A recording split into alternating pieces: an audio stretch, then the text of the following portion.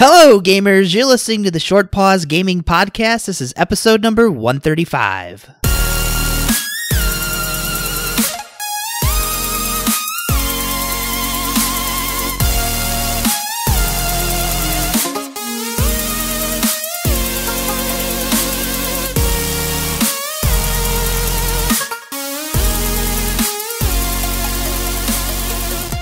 Welcome back to another exciting episode of the Short Pause Gaming Podcast. I'm Ben. Joining me this evening, Frankie, Bender. What's going on, gentlemen? Not too much. Good to see you guys again. Brent, not with us tonight. He is finishing up moving into his new home, so we want to congratulate him once again on his new digs. So Brent will be back next week. So, as was the case last week, with Brent not editing this week's show, we don't have access to the video tools that we normally use. So this will be an audio-only version of the podcast this week for one more week. So you'll have to live without our smiling mugs for one more week. We'll be back to normal next week with a full video audio podcast that you become accustomed to. So just keep that in mind. But what's going on with you guys? Frankie, what's up, dude? Not much. Kind of getting back into the swing of things this week. Bummer. I really prefer being on vacation and not being at work. That's what I've learned. It's a feeling that many of us share. Indeed. But I got a lot of gaming in this week, so I really can't complain. Cool. So what you been playing? So the majority of my time I've actually probably spent playing Shadow of War, which really good game, by the way. If you enjoyed Shadow of Mordor, this is literally more of that. Lot of stuff to do. There's a ton of collectibles. Just everything about the game. I think it looks a lot better than the first one. Definitely a lot cleaner. Cutscenes look gorgeous. I love Troy Baker as Talion. Just fantastic hearing him again and running around slaying orcs, messing around with the Nemesis system. Haven't really got too deep with that yet. I've just kind of been running around. There's a lot of collectibles in the game, so you have there's these different towers now in the game. The first game you're around, you did towers. That's your fast travel system, but this one, I don't know if any of you have played Mad Max, but with how that game worked, the fast travel tower system was you went up in this blimp and you kind of scout out the area, mark all the different things you can go and do. And that's kind of how the collectibles are in this game.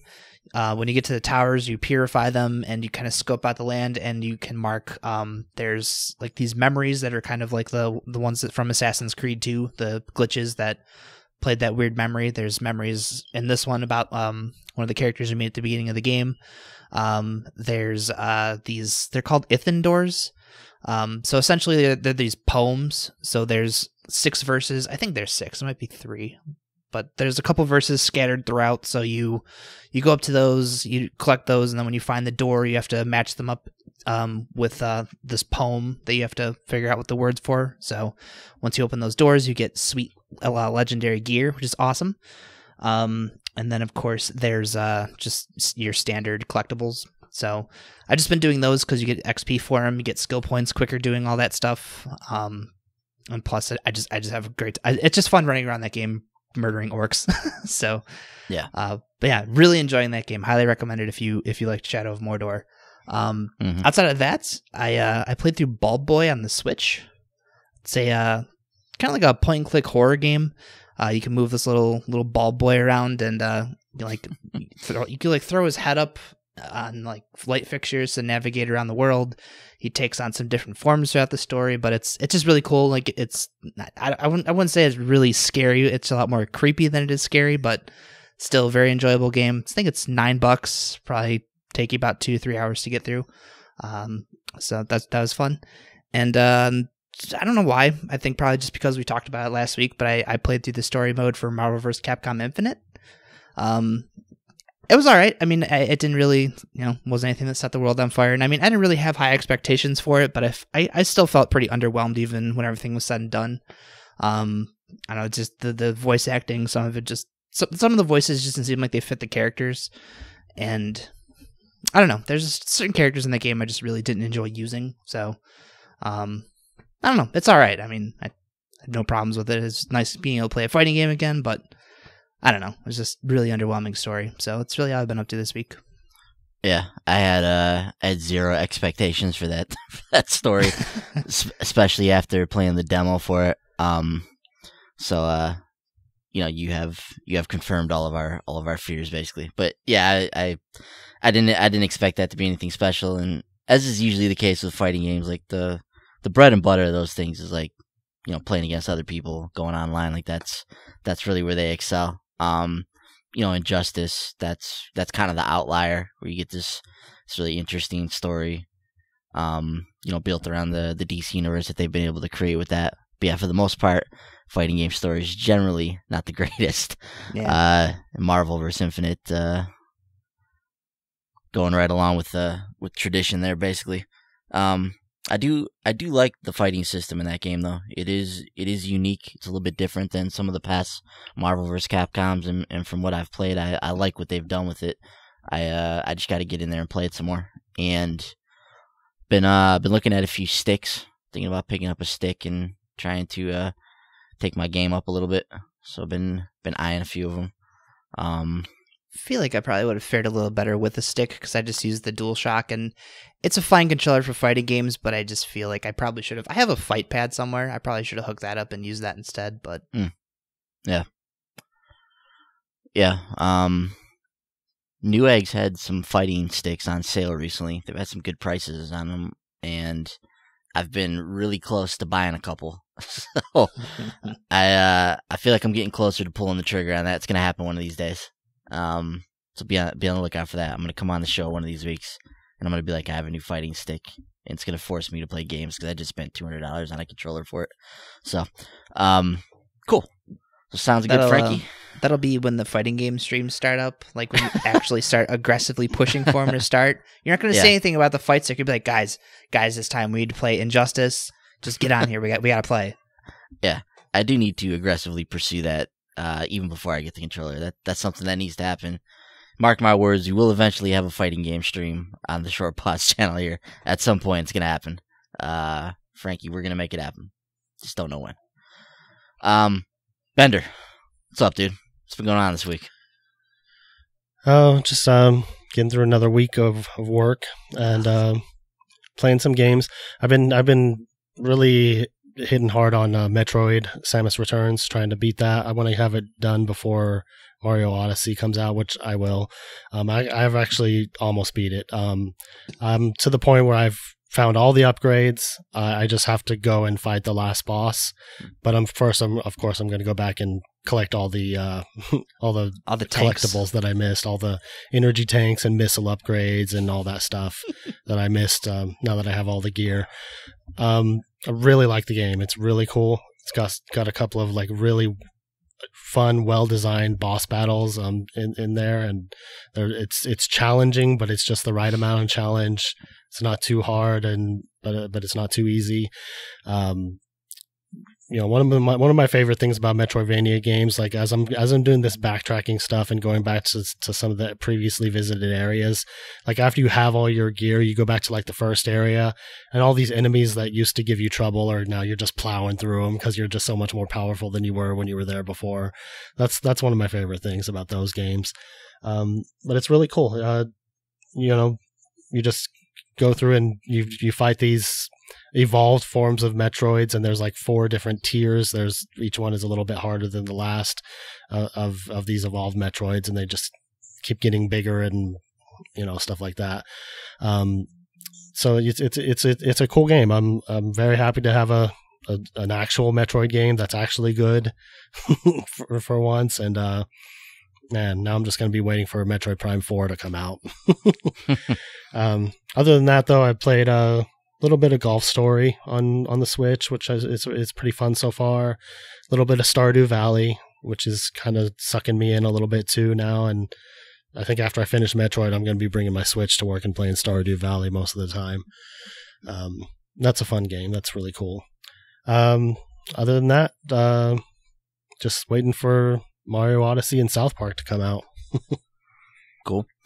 So last time we talked about Metroid, you mentioned that a lot of the Metroids you were hunting now, it was basically the same type of fight. You would go in there, fight these guys, and then it would be the same type of battle. But as you're progressing through the game, it sounds like maybe that changes up a little bit, and you fight some different types of boss encounters. Yeah, that's still true. There is some repetitiveness to it because there's only 4 different evolved forms of Metroids, and you fight each one multiple times throughout the game. So I mean, it would have been nice if there was a little bit more variety in there, but it's not a huge complaint because there is some other enemy. There's other types of enemies that you fight, and there's bosses and stuff. You fight this boss called the Digger Knot. It's this giant robot with like these huge drill hands that it tries to kill you with these drills.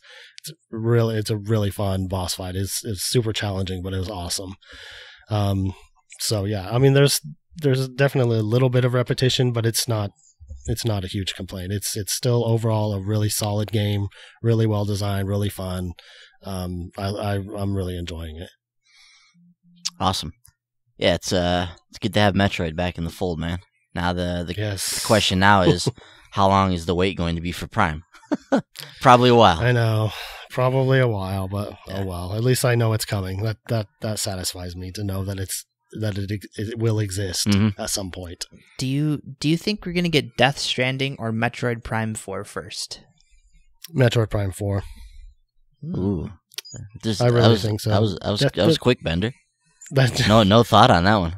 I don't think Death Stranding is anywhere near coming out. I really don't. I agree with you that it's nowhere near coming out, but I also think Metroid's nowhere near coming out either. Let me ask you this: Metroid Prime 4 before or after 2019, or during? I think it will be 2019. I think it will be 2019. The difference between Metroid Prime 4 and Death Stranding is Nintendo's not going to be talking about Metroid Prime 4 every week. Like, they're not going to be at every event talking about it until it's like they don't show things until it's ready to be shown. So we're not going to see or hear anything else about Metroid Prime 4 until they have like significant gameplay footage to show off. So, but I don't know. I'm optimistic that it's going to come out in 2019. What do you think, Frankie? I think 2019 is a good year for both of those games, honestly. Yeah, that'd be interesting. That'd be a good year. I think Kojima's shooting for 2019 with his game, so we'll see how the cookie crumbles there.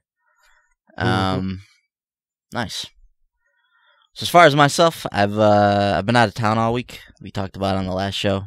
Just got back from Philadelphia last night, so on business, back in town, getting back into the swing of things. Haven't really played anything this week, so I haven't played much gaming at all.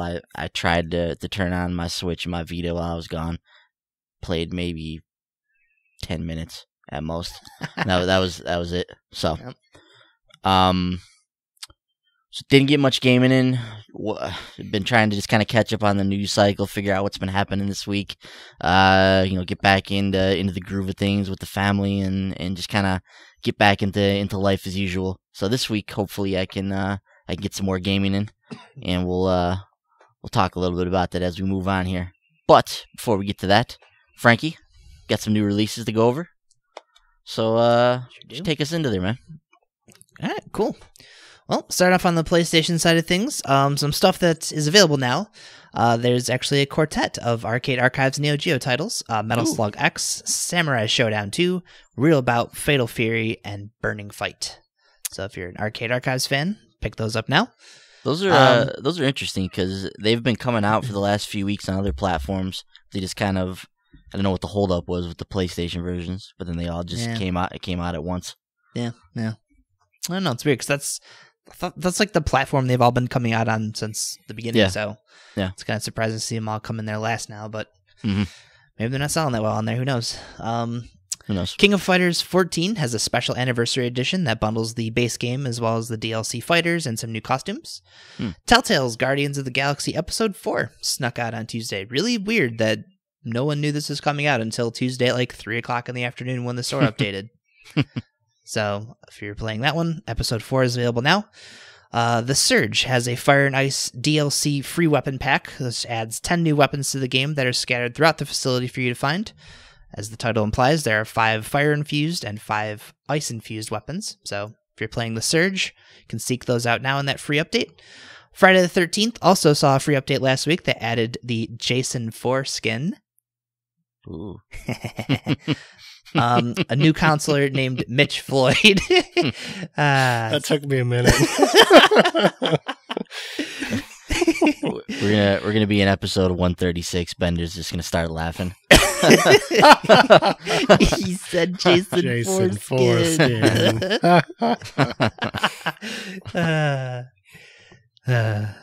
Anyways, on top of the new skin, there's a new counselor, Mitch Floyd. I'm not too familiar with Friday the 13th, so I don't know if that name means anything. If you continue that theme, you said on top of this new skin, there's a new counselor.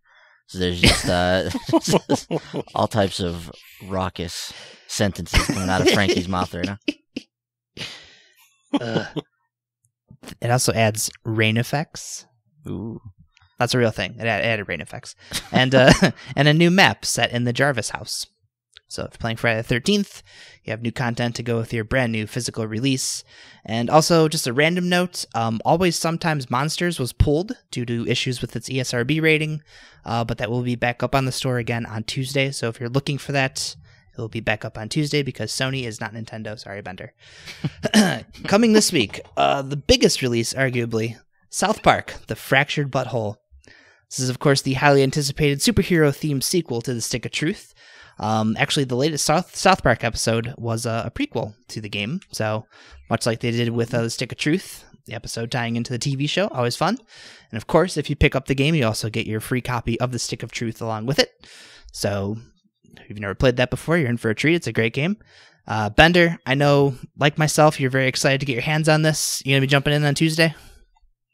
Oh yeah, definitely. And I just watched that episode today. I still gotta do that. I actually went on my Hulu queue and I was like, oh, I'm going to watch the new South Park episode because I knew it was that prequel to the game. And I realized I hadn't watched the previous 3 episodes of the season yet. I was like, oh, need to get caught up.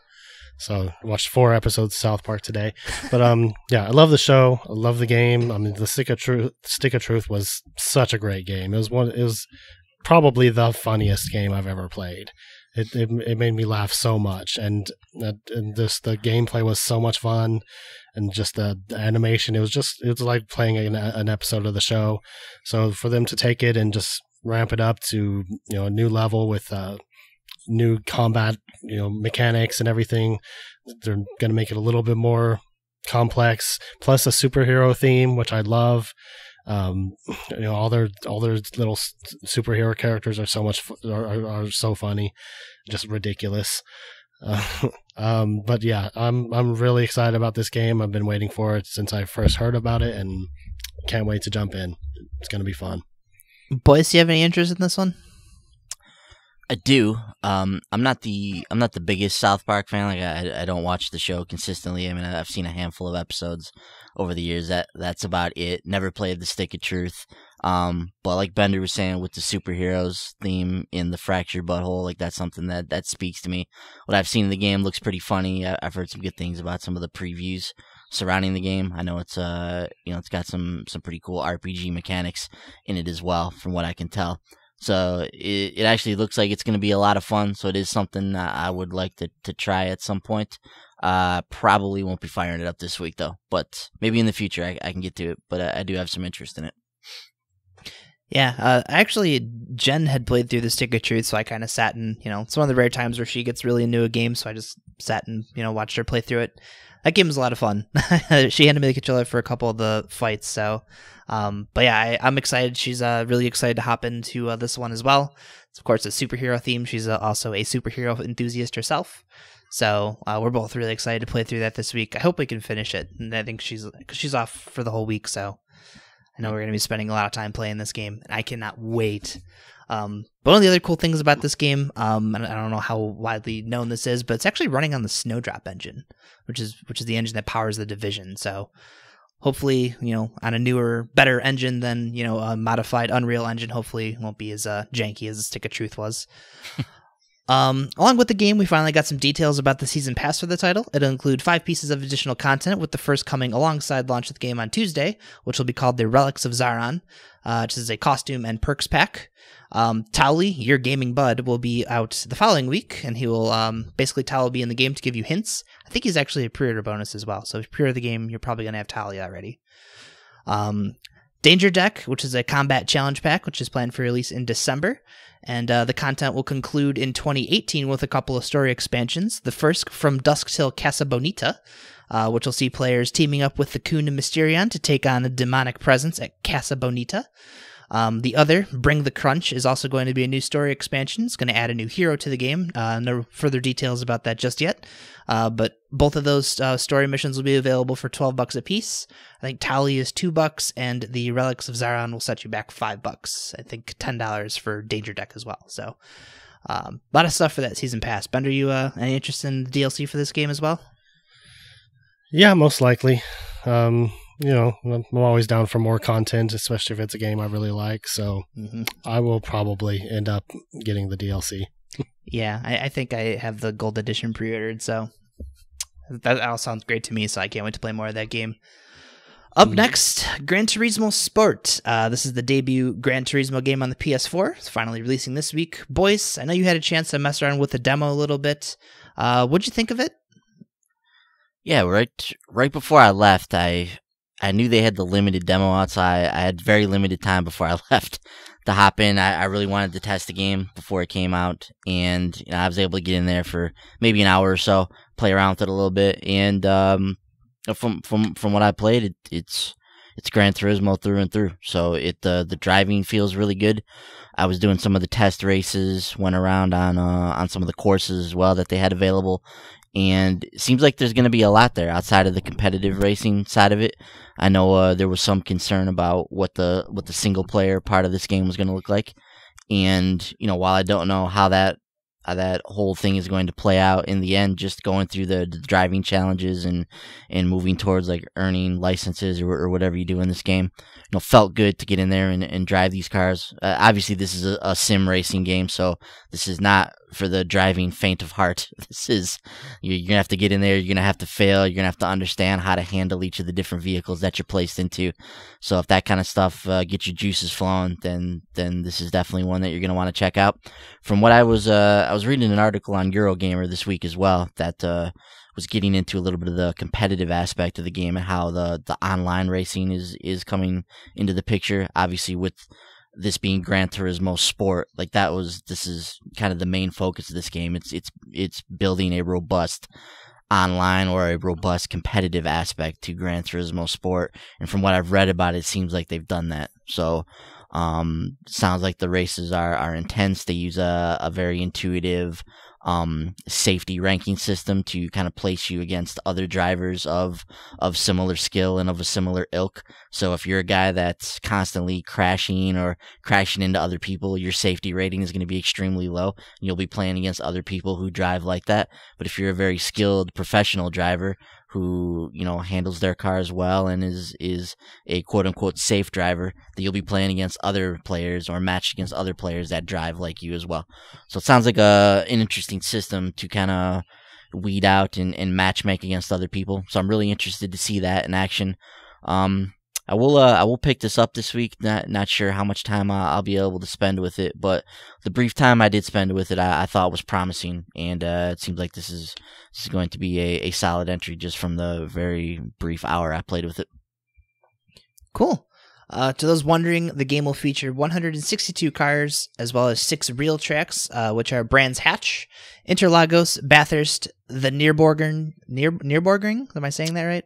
Yeah, I think it's the Nürburgring. Yeah. Suzuka and Willow Springs, as well as 11 other locations with 40 different layout variants. So I don't know how that compares to the other Gran Turismo games, but sounds like a good lineup to me.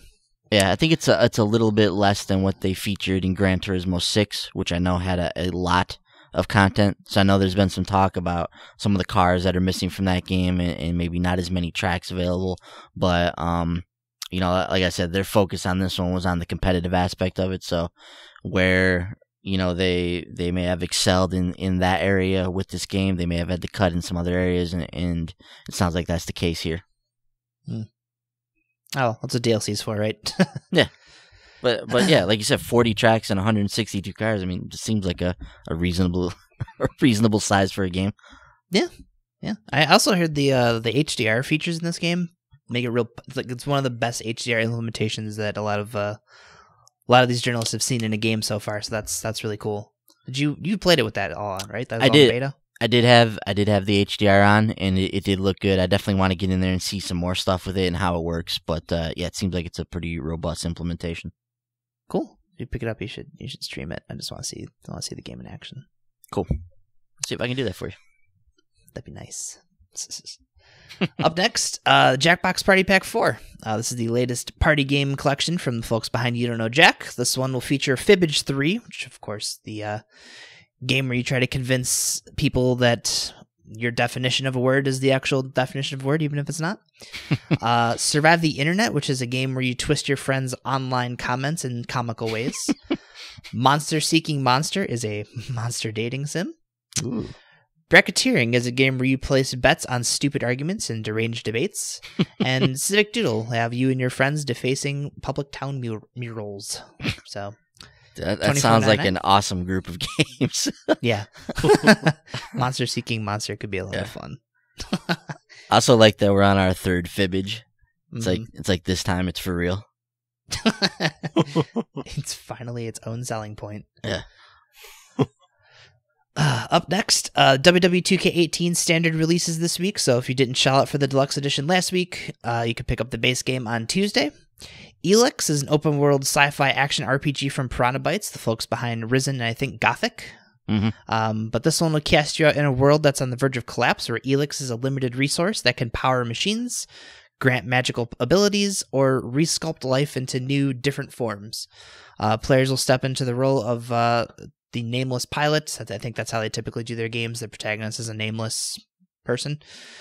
So you're a pilot who is a member of a faction called the Albs, who the faction themselves, they consume Elix to rid themselves of emotions so that they can make cold logic decisions. The protagonist is going to crash and find himself without Elix and going through withdrawals, experiencing emotions for the first time, thus making himself a traitor in the eyes of his faction. And that conflict is going to serve as one of the central points of the story, as players will set out and work with other factions in the world to restore order. You have a jetpack in this game, but you do. I don't know. I mean, Piranha Bytes, their games tend to be kind of janky, so I'm a little worried about this one. It sounds really cool on paper, but I don't know. Boys, what do you think? Dude, I hate to say this, man, but I get kind of like a Technomancer vibe from this game. It's or like a PC RPG kind of feel to this game. It feels like a very sterile, like lifeless game when I look at it and I watch it in action and I watch some of the gameplay from it. And I hate saying that about a game I haven't played before. I don't know anything about this game. I didn't even know it was coming out this week, so I have a feeling that this is not on many people's radars. It looks like, if this game had reached the top of its potential, maybe this could be something like a Skyrim type of game with some sci-fi elements to it. Like it's got that kind of world, that kind of feel almost to it. But yeah, at its worst, I think we're looking at something that might be along the lines of the Technomancer. Like you said, this could be there could be some technical issues with this game. Don't know about that for sure, but it's a very just sterile feeling game. It just looks like you said, the protagonist is this nameless dude. Just there's not a whole lot of pizzazz or life to this when I look at it. And like I said, this is based on nothing other than me just looking at the game for a few minutes. So I could be way off on this, but at first glance, this is something that seems like it would be interesting, but it doesn't look all that interesting when I take a look at it. Yeah, the videos I've seen of the combat, it looks really stiff, and the animation's all kind of janky. Yeah, it's like this video you have linked on here looks terrible. I mean, you watch that thing, you're like, ugh. Like, the camera looks terrible when it's moving around. The combat looks, animation's just awful. And this was back in August. So, we're only a few months removed from that. So I don't know how much they've improved on that, but it was not a good looking game in this video that's attached here. Yeah. Bender, do you have any interest in this one? No, I haven't heard much about it. So, I mean, from what you guys are saying, doesn't sound too appealing. So, yeah, I will probably pass on it. Okay. Up next, Dungeons 3. This is the dungeon strategy simulator where players will attempt to thwart good and their army of evil minions. I don't really understand how this game plays. It looks kind of confusing to me. It looks like it maybe plays like an old Warcraft game, but you're designing traps and trying to stop an army from getting to you. I don't know how popular the series is, but the third game in that will be available this week. Rogue Trooper Redux. This is a remaster of Rebellion's 2006 PS2 original Xbox tactical third-person shooter game based on the Rogue Trooper comic series found in 2000 AD, which I think is a weekly British publication. You are correct. It's a collection of comics, I believe. So, Judge Dredd is often featured in there. Mm-hmm. I think that was also another game Rebellion made a game based on the series. Are you familiar with any of the comics? No, I'm not too familiar. I think I have a few issues of Judge Dredd, but I don't know anything about Rogue Trooper. I didn't realize this was a comic series that the PS2 game was based on. But this game actually looks pretty cool. Like when you watch it on the PS2, it actually ran really good on that system. So the fact that they're bringing it over and remastering it, there must be some type of a cult following around this game. Looks like it plays well though. I mean, it looks like it's in 60 frames. Looks like it has the potential to be a really fun shooter. I do like Rebellion. Really like the Sniper Elite game. So I think this is one I might check out at some point. Was this $29? Yep, or $25 digitally. Save $1 if you buy physical through Best Buy though. Ooh, I like it. But yeah, this game was praised at its time for smart gameplay decisions and excellent design and art. So looks really cool. This is definitely on my radar. I'm probably going to pick this up on the Switch this week, assuming it comes out this week. Abyss: The Race of Eden is a Friday release and is another Artifacts Monday hidden object game. Yeah, wahoo! Realms of Arcadia. How many people work at that studio? Seriously. I just literally put a game out every week. It's probably the same game. Every week. It's the same game. They're insane. All terrible. They're really terrible. It's insane, man. Easy platinum trophies, but not worth your time. Realms of Arcadia, Blades of Destiny. This is a Monday release. This is a remake of the beloved 1992 turn-based tactical RPG with a $40 price tag. Beloved by who? I've never even heard of this game. I've never heard of this game either. But yeah, I don't know, $40. It's a little steep for a remaster of a 1992 game. So Realms of Arcadia. What? So is this like a Baldur's Gate kind of a game? That's what this sounds like. Yeah. Okay. One of those kind of like isometric dungeon crawler kind of games. Mm-hmm. Gotcha. I don't know if it's worth $40 though. Might be a little steep. Hey, it's beloved. It's true. It's called classic apparently, so someone's gonna pay for it. Spiral Splatter. This is a Friday release. This is a minimalist puzzle game where you guide a ball through progressively more challenging mazes. Actually looks pretty cool. It does. Actually looks really cool. It's a shame this isn't coming out on Tuesday. It's a shame. Hex Card Clash is finally coming out this week. This is the trading card battle game, which we thought was releasing last month, but I guess it was delayed till this month. Psych. Didn't even know. Megaton Rainfall, speaking of delayed games, will be releasing this week. This is the first-person superhero sim. It does feature PlayStation VR support, but you can play this, out of VR as well. Mm-hmm. You need to be mindful of how you're using your powers, which, of course, as you're fighting monsters, you can destroy the city, thus making people mad at you. Boyce, I know you're a huge superhero fan. This game just screams Ben needs to buy this, the Superman sim. So how you feeling about this? You going to pick this up this week? I will be, and this will be the game we feature on the Indie Spotlight this week. So on Tuesday night, we will fire up Megaton Rainfall. I'll be playing it outside of VR, so I'll give you my impressions of it from the first-person controller perspective. And then at some point, I'll don the headset and see if I can compare it against what I experienced just from normal screen and controller play. But to me, this game reads like a post-mortem on Man of Steel. It's basically like Superman in that film was very careless and just flew around wrecking buildings and risking the lives of millions of people while he fought General Zod, which is one of the major issues with that film. So it seems like Megaton Rainfall almost is a jumping off point from that film, as we'll kind of explore this first person superpowered guy who's kind of analogous to Superman. He's got some other powers, but he can fly around. He's he does have a few other abilities thrown in there, but yeah, really curious to play this game and see what it feels like. I love superheroes, like you mentioned. I like this idea of your choices can have consequences, and whether or not those consequences change the game at all or what they do, remains to be seen. But really interested to see how it plays out. And hey, if this makes it cool to fly around in first person, then that'll be a win in and of itself. So Tuesday night, 10 p.m. Eastern, on our YouTube channel, Short Pause Gaming. We'll fire this up, see what it's all about. Cool. Can't wait to check out that stream. I'm really curious to see this game in action. Me too. Chaos Child. This is the murder mystery visual novel based on the anime series. Actually, coming out a week earlier than they had projected. So that's cool. If you're into visual novels, look for that on Tuesday. Bokosuka Wars 2. This is I don't know what the hell this game is supposed to be. No idea. I watched a video for it. Was like, yep. Yeah. The video that I watched on it, the guy playing it had no idea what the hell was going on. It's yeah, sounds about right. Yeah, this it's actually released on Xbox back in February. Again, very little positive feedback around it, so buyer beware on that one. Real Farm is a Friday release and the latest in the seemingly never-ending farming simulator knockoffs. It's going to be a pretty lucrative market. I mean, it seems like there's one of these every week. Must be, man. It's crazy. Jeez, $40 for this one. Get you in there, or you can pick it up at retail, courtesy of Sodesco. And lastly, Summon Night 6, Lost Borders might finally actually come out this week. I believe we've had this on what is this, our 4th release list that we've added this to now? Mm-hmm. Yep. So hopefully this is the one. Man. Fingers crossed. On the DLC front, Life is Strange Before the Storm, Episode 2. This is the penultimate episode in the Chloe prequel series.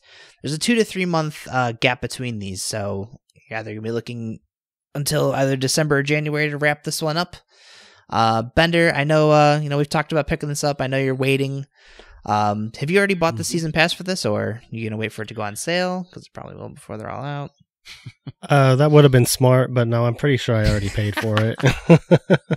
So I was just waiting for all 3 episodes to come out, and then I'll want to jump in. But yeah, I'm looking forward to checking this one out. I've heard good things so far. Yeah, a lot of people really like the first episode. So, did you get the deluxe edition? Yes. Nice. So I'll get that extra episode with Max. Yeah, I don't know when that one's coming out. I don't think they have a time frame for that one yet, but yeah. I'm looking forward to hopping in. I got this and Batman, so Jen and I are going to sit down and play through those when those are all finally out. Probably Guardians as well. Yeah, I have all 3 of those as well. So I want to jump into those once they're all the episodes are out. Mm-hmm. Good reviews for this last episode of Guardians as well. Yeah. Oh, cool. That's good. Good to hear. I actually really want to play that. I know 2 people playing it, and they said it's actually really good. Mm-hmm. One of them also mentioned it's a lot like Tales from the Borderlands, so I was like, all right, I need to play this, so can't wait to get in there. All right, moving on to the PlayStation VR this week. As we mentioned, Megaton Rainfall will be available on there as well. Fishing Master has a demo available. That game will actually be releasing next week on the 24th. So if you're a fishing fan, look for that demo today. No Heroes Allowed VR is a real-time strategy game where you're the god of destruction. You're trying to take over the world by defeating heroes with your demon army and godlike powers. Looks interesting. It's got a very cartoony style to it. Yeah, long-running PlayStation series there. No Heroes Allowed. It's been on the PSP, Vita, PS3. I think it's been on all of them. You ever play any of them? No, never played any of them before, but I always see them coming out. Yeah, it looks goofy. I don't know if it's something I would like, but it's got a really cool style. All right. On the Vita this week, Chaos Child and Spiral Splatter will be out on Friday. Those are your 2 Vita releases for the week. Onto Xbox, some stuff we missed last week. Arcade Archives Neo Geo Real Bout Fatal Fury, Episode 4 of Telltale's Guardians of the Galaxy, the Fire and Ice DLC for the Surge, the Friday the 13th update, and Realms of Arcania was actually a Friday release on the platform. A couple other things we missed last week. Call of Duty Infinite Warfare Retribution DLC Pack 4 is out now, so that'll conclude the Infinite Warfare Season Pass contents, probably much to Activision's delight.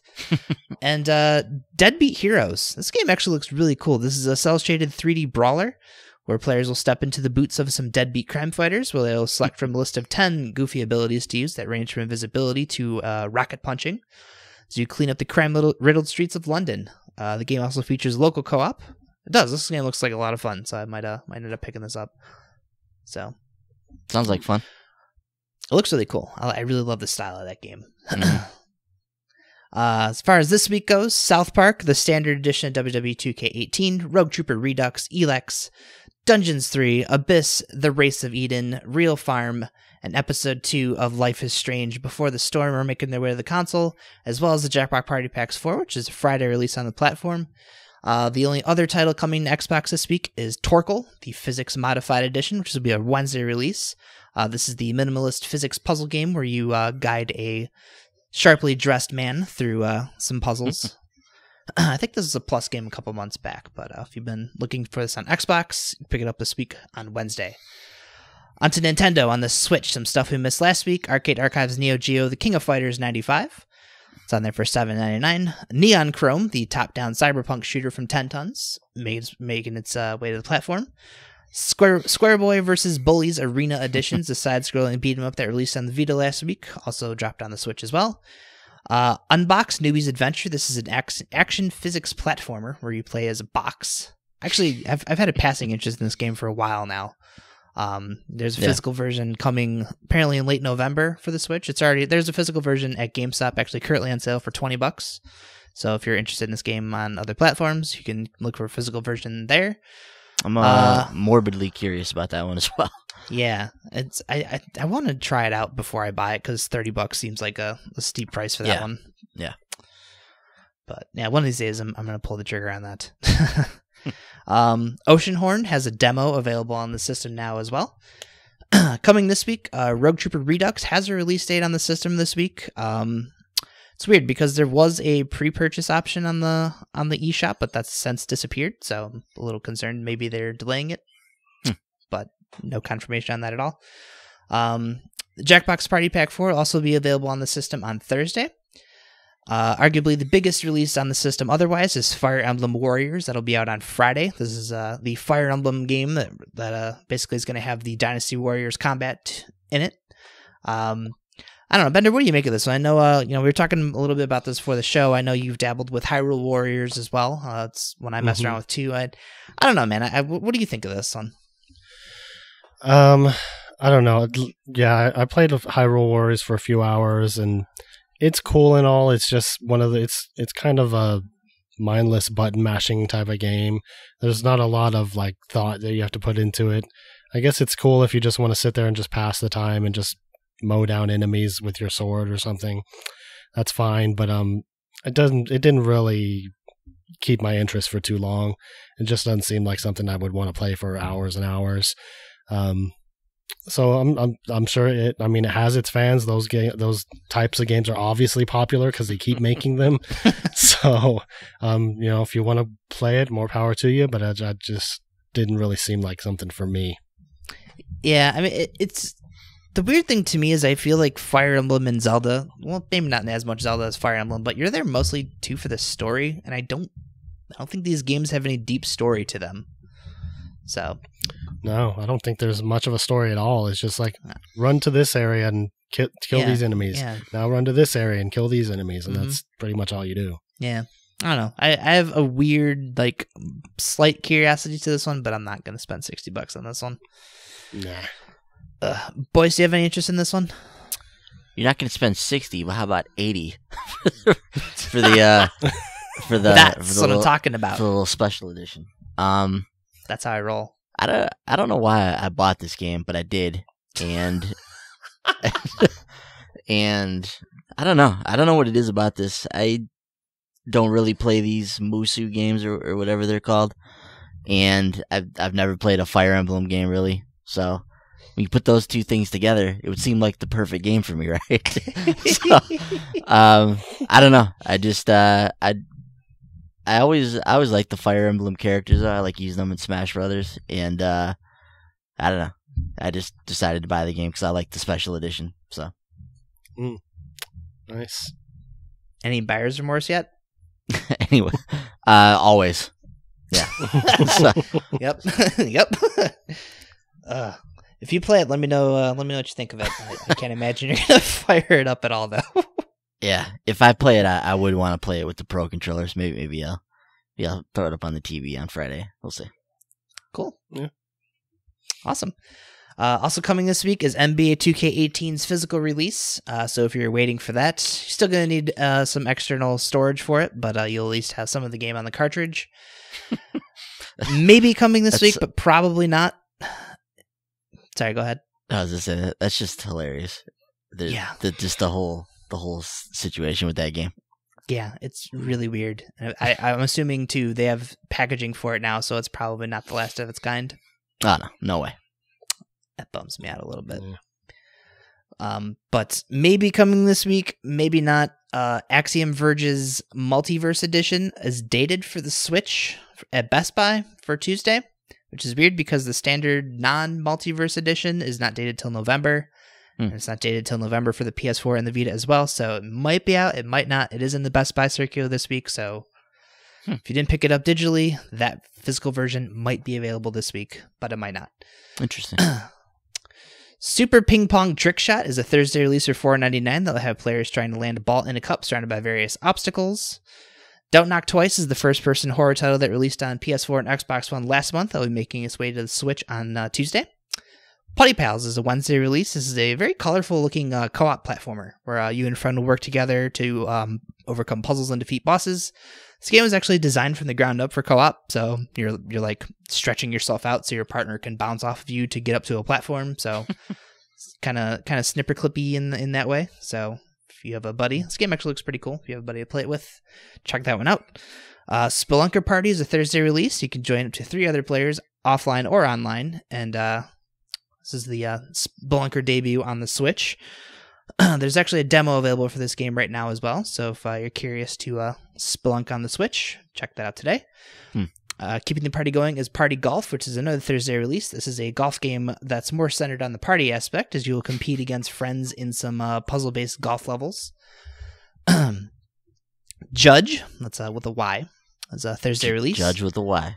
With a Y. This is the top-down shooter from 10 Tons. I think Brent actually streamed this on our YouTube channel a couple weeks ago. So if you're interested in seeing what it is all about, his stream is archived on our channel. If you have a hard time finding it, that's Short Pause with a Y. You're laughing. I'm serious. That's a real thing. I don't know if you knew it or not, but Brent did that. Because I was trying to find a link. Because initially when I had this on our outline, I was looking, because I remember Brent streamed it, and I was looking for it, and I couldn't find it anywhere. And I finally found it, and it's because he put a Y in Short Pause. I was like, oh. Leave it to Felsing to outthink himself. I was impressed. I was like, oh my god, this is great.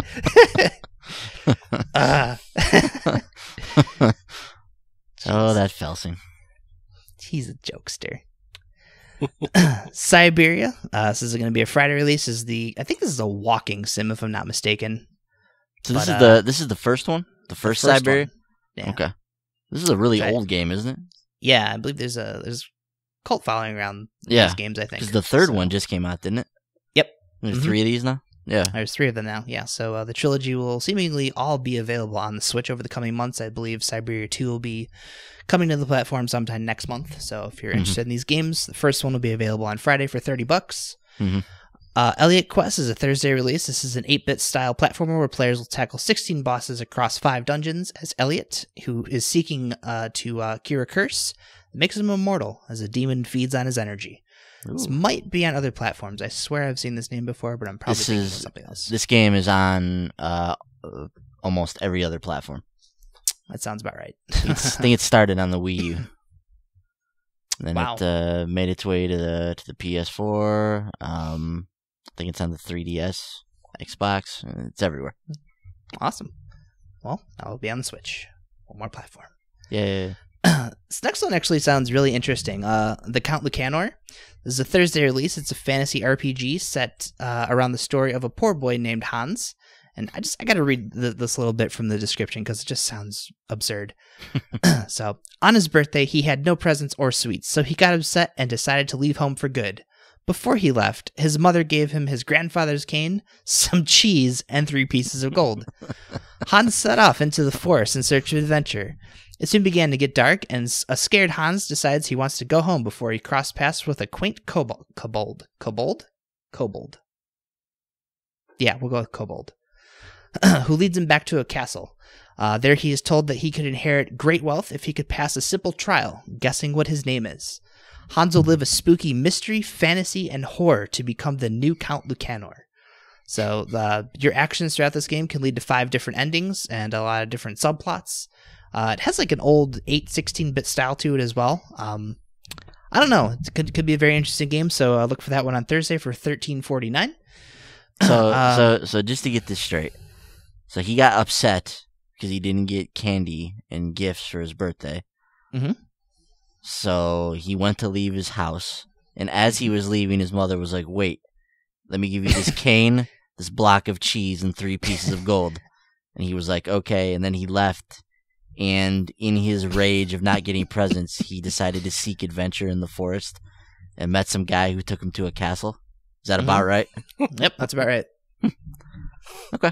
Just making sure I got that. The description of this game just sounds so out there. I have a morbid curiosity about it now. I think there's a few plot holes in that story, but we'll roll with it. Just a few, minor details. Yeah. It is the same publisher as Unbox, so I don't know. I'm not really sure what to expect from them. Revenant Saga. This is a Thursday release. This is the fantasy RPG that's released on the Wii U back in July. I believe it's also available on the PS4 and Vita as well. So if you're into fantasy RPGs, look for that one on Thursday. Is this a Chemco game? Yes. Gotcha. Mm-hmm. On the Wii U, what we missed last week, Digital Champ Battle Boxing, which is a TurboGrafx 16 Virtual Console title for $5.99. This week, probably another TurboGrafx 16 Virtual Console game. Tune in next week for details on which one. Let's just keep building up that Wii U Virtual Console. Mm-hmm. I don't even know where they're finding some of these games. If somebody tells me how that makes any sense, I will be floored. I forget where I saw it, but I guess Bomberman 93 also recently was rated for the Wii U Virtual Console, so that one will be coming probably soon. Might even be the one we missed this week. Who knows? Hard to say. Could be. On the 3DS, the platform that we missed nothing on last week, thankfully. New this week, Etrian Odyssey 5 Beyond the Myth. This is the latest in the Etrian Odyssey series from Atlas. This one will task players with ascending the Yggdrasil tree, a feat no one has ever been able to achieve before, so only myths await the person to finally scale the labyrinth. And Fire Emblem Warriors is a Friday release. This will be available on the new 3DS family of systems only alongside the Switch release, so if you don't have a Switch and you have a new 3DS, you can play Fire Emblem Warriors. Boys, that's going to do it for new releases. Awesome. Thank you, Franklin. I forgot Fire Emblem Warriors was coming out on 3DS as well. So, interesting. Is that the one you got? No. You know what I realized when I was going through my Switch this week is they need to work on the eShop a little bit. It's the navigation on there is very poor. It's like I wanted to get on there and I just wanted to find like what demos were on the store. I was like, I'm about to leave for my trip. Like, let me see if I can find a few demos for some games. Maybe find something that I might want to pick up. So I go on the store. There's no listing for demos. So I'm like, okay. So I type in demo in the search bar. No, don't get any demos through that either. So I'm just literally just scanning through everything on the store, trying to find a demo of something. And yeah, there's very few filtering options, very limited search, very limited like curation on there. Outside of like their bestsellers section. Mm-hmm. So get in there and work on that, Nintendo. It's very difficult to find things on there. I'd also like to be able to add the night filter to it because it's very jarring going from my my night themed, or at least my black themed main screen to the blinding white eShop screen while my room is not very bright. So it doesn't change when you have that filter. Nope. I see how that could be an issue. But yeah, I had the same problem because I was looking, even finding things on there. Unless you actually know what you're searching for, I don't think it finds partials. So you just know the actual game that you're looking for if you're searching for games on there. Yeah. So, because I keep looking at getting Phantom Trigger, and every time I go to like look for it on there, I always forget. You know, I just type in Phantom, and it doesn't pop up right away. Really? I don't think so. It's been a while. I mean, maybe it does now, but yeah, probably not. From what I experienced, they need to work on that a little bit. Yeah, I do enjoy though because I've been. I'm usually at work when the eShop updates, so I parse through all the games while I'm at work, and I've just been buying them. My computer, come home, and they've already downloaded on the system, so that's been really great. Yeah, it's definitely a plus that you can do that now. Cool. So thank you once again, Franklin, for taking us through the release list. Some interesting titles this week, some big ones. Obviously, South Park out there. It's going to be a big one around the Short Pause offices this week. You got Gran Turismo and Megaton Rainfall floating around there as well. So should be a fun week of gaming. All right. Now moving on from that, we're going to get into the news, fellas, and we're going to start the news section with something that's very serious. So this is a story that broke earlier today. Now. We don't have a lot of information about this yet. Like I said, this just broke this afternoon. This is like fresh off the presses, fresh off of Twitter. So this is all we have to go on right now. But what it boils down to is a former Naughty Dog employee. Looks like he was an environmental artist and a multiplayer level layout artist. David Ballard. He's come forward with allegations of sexual harassment he experienced at the studio in late 2015. So I'm going to read his full statement on Twitter. He sent out a series of tweets. It was about 7 or 8 tweets, and they read as follows. Quote, in late 2015, I was sexually harassed at Naughty Dog by a lead. My work environment became extremely toxic afterward. In February of 2016, I had a mental breakdown at work, and Sony PlayStation HR became involved. When I told them about the harassment, they ended the call and fired me the next day. They cited the company was moving in a different direction and my job was no longer needed. They tried to silence me by offering $20,000 if I signed a letter agreeing to the termination, as well as to not discuss it with anyone. I declined to sign. I have been unemployed for 17 months since. When interviewers ask why I left Naughty Dog, I say I was burned out by the crunch. Ashamed to get to the root of the problem of being sexually harassed. I'm speaking out now because of the strength I've seen in others coming forward about their experiences in the TV film industry.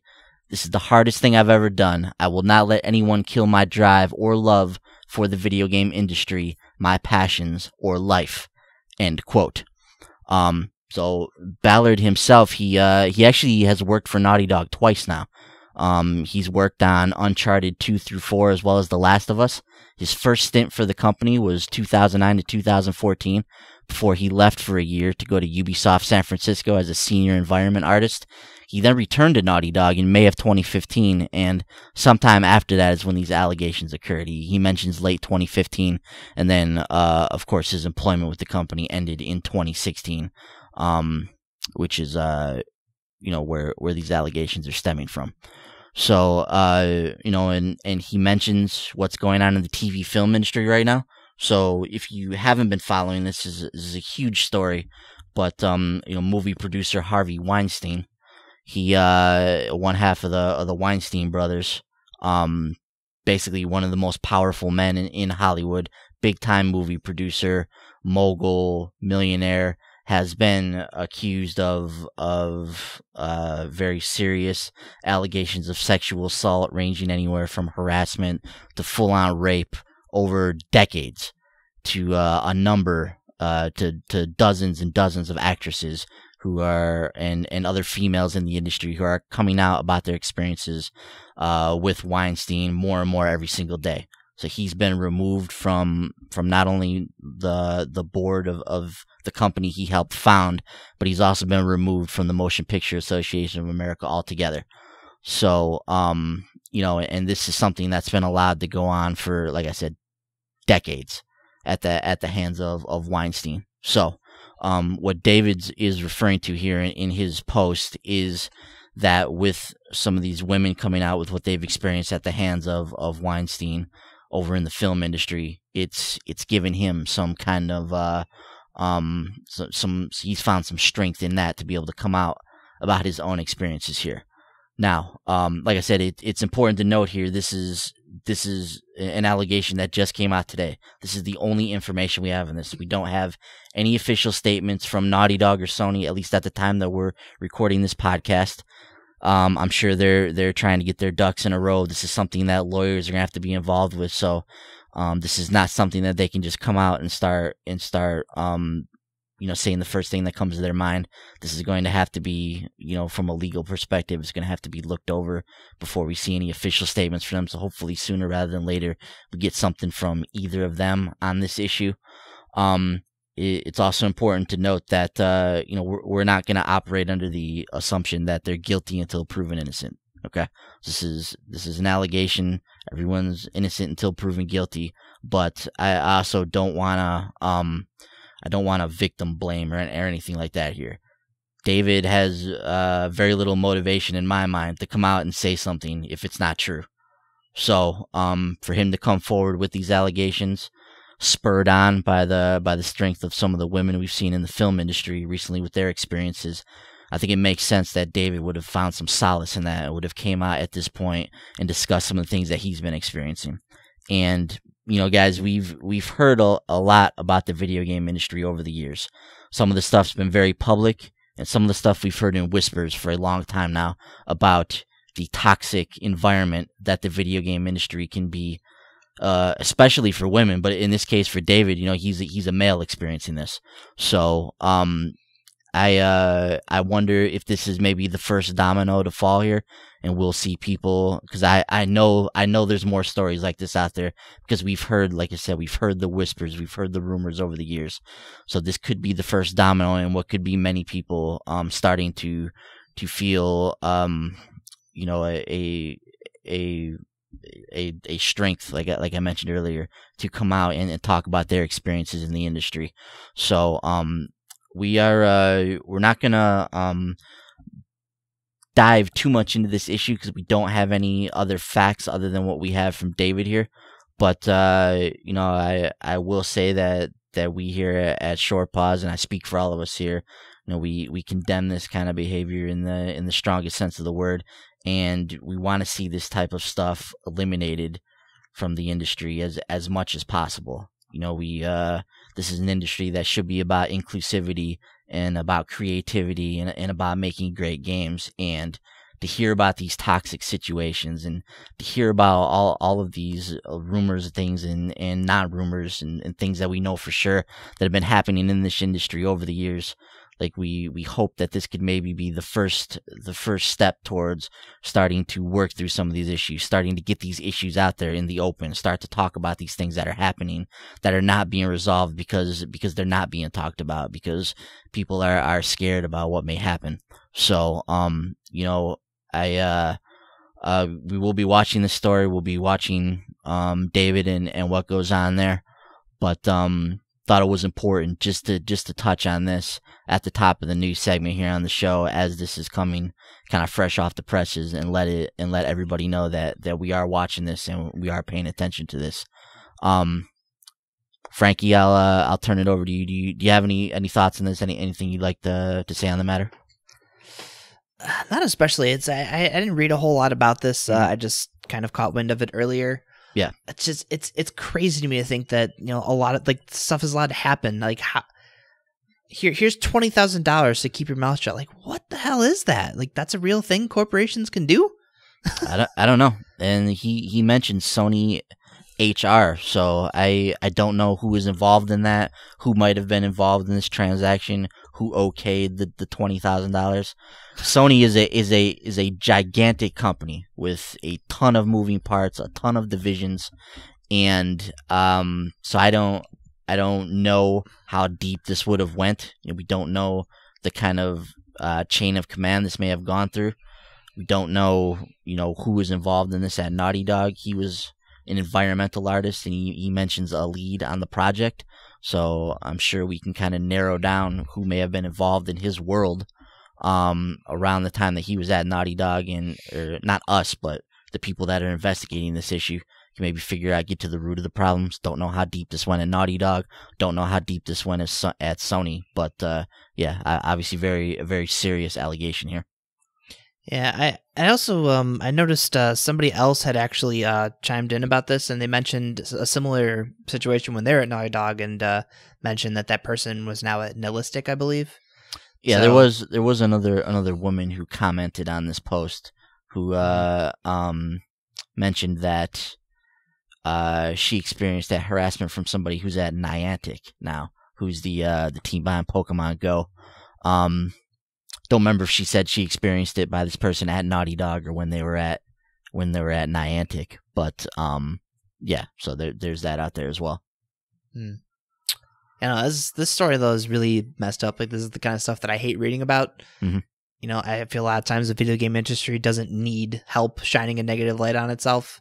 Mm-hmm. So having stuff like this crop up, it doesn't do us any favors, you know, as gaming enthusiasts. But just, it's a really messed up situation, and I hope whatever comes of it is a positive outcome. I don't want to see this, you know, like, ruin David's career if he's doing something for attention. I'm not saying that he is at all, but, you know, if that ends up being the case, like, that's gonna suck, because he's obviously, you know, worked on some of my favorite games ever.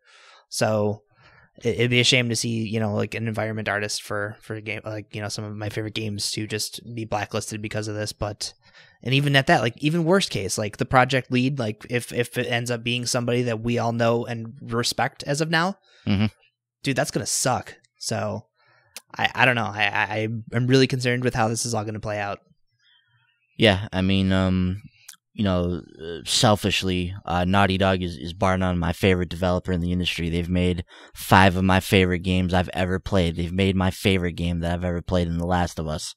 They created Jak and Daxter and Crash Bandicoot, which are 2 franchises I loved on PlayStation 2 and PlayStation. So my roots and my connection to this studio is very deep from a gaming perspective. So to see something like this is really hurtful from a developer that I follow and that I respect and that I love to the degree that I do with Naughty Dog. So I can only hope, and that's why we're talking about this right now. This kind of stuff needs to be talked about. This can't be hidden in the corner and just left to fester, and that this stuff continues to go on. So if this stuff is happening, we need to root out the people that are involved in this. This needs to continue to be a conversation so that gaming continues to be, continues to work towards being an inclusive industry, not an exclusive one. So we need to get these things out there. We need to talk about them. And like I said, I don't know how deep this went at Naughty Dog. Hopefully it didn't go too deep, but, you know, like I said, we don't have any information on this, so we're not casting judgment, we're not casting aspersions on anyone involved in this until we get further information. We're just simply going off the accusations and the very serious allegations that are out there right now, and then we'll kind of work from there. So Bender, I know you're a big Naughty Dog fan as well. Like I said, I absolutely love the studio. They're my favorite developers, bar none. So seeing this is very shocking. What are your thoughts? Yeah, that was one of the words I was going to use. Shocking and also unsettling to hear something like this. I mean, if it's true, it's definitely something that's unacceptable and shameful. And, you know, I really applaud people who have the courage to step forward about something like this. Because, I mean, I've never experienced anything like that. I don't know anyone personally who's never experienced anything like that. But I can only imagine the sort of feelings of shame and fear and confusion that you feel if you've gone through such an ordeal. So, I mean, you know, I definitely applaud David for his courage if this turns out to be something that's true, and I really hope that it gets taken care of, you know, and that it can be an example for other people who have positions of authority, so they'll think twice before doing something like this, because it's definitely not a good thing. Yeah. So like I said, this is all we have to go on right now. We will continue to follow this story at short pause. We'll talk about it on the podcast as things get further revealed and we get statements or whatnot from Sony and Naughty Dog on this. But very, very unsettling from two places that I'm very connected to in Naughty Dog and Sony. I only hope that these are isolated incidents and the people that were involved are taken care of, and they're taken care of swiftly if they haven't already been taken care of. So, but yeah, let's continue to get this conversation out there. Let's continue to talk about these issues, so that, you know, we can start to change how this industry works from this perspective, because I know that harassment is something that has been happening throughout this business in this industry for who knows how many years. So yeah, so hopefully David and others like him will be able to share their stories and continue to move this conversation forward. So that's gonna do it for that. Now we are going to make the very difficult transition into our regular gaming stuff. So let's continue on with the PlayStation theme here, and we're gonna start first with Battle Chasers. So Franklin, you alluded to this earlier in the show, but Battle Chasers has some issues on the PlayStation 4. They put up a post on their forums. It was about a week ago, maybe 5 days, updating it something like throughout that. the week. Yeah. So the original post was something like a week ago, right after the game came out. They were letting everybody know, hey, we understand there's crashing issues. We talked about this on the last show. We understand there's crashing issues. We know there's things going on. We're working towards a solution. You know, they gave us some workarounds and so on and so forth. So they have updated that post, like you said, this week. It appears that they've figured out the issue where the crashing is occurring. So the updated post reads as follows: "We're making good headway on a solution for the bug and are optimistic we can get it to Sony for testing soon. We're also trying to add additional safeguards that'll make it far less likely for saves to be corrupted during any crash, just in case a fluke bug happens after the patch. Thanks for all the patience and support, everyone. We're making progress." A day later, another update was issued that said, "We've sent off a build to QA tonight. If they find no blockers, we can shoot it to Sony for certification." So on 10/11, which was a few days ago as we're recording this, they sent it off to QA for testing. So we can assume that at this point, either QA is still looking it over just to make sure it's 100%, or at this point it's been sent over to Sony for certification. So we're getting close to this kind of final patch working its way through. And was there some type of a patch release this week, Frankie? I thought I saw something. Yeah, 1.02 popped up the other day. It was a 2 gig patch. I didn't look at the notes, so I'm not sure what it addressed. I know there's another patch coming, just like for all the versions of the game. Okay. So I know the crashing is isolated to the PlayStation, but there's a new patch coming to address just general things with the game. Most notably is when you progress towards the later half of the game, the grind to level up to continue the game is rough.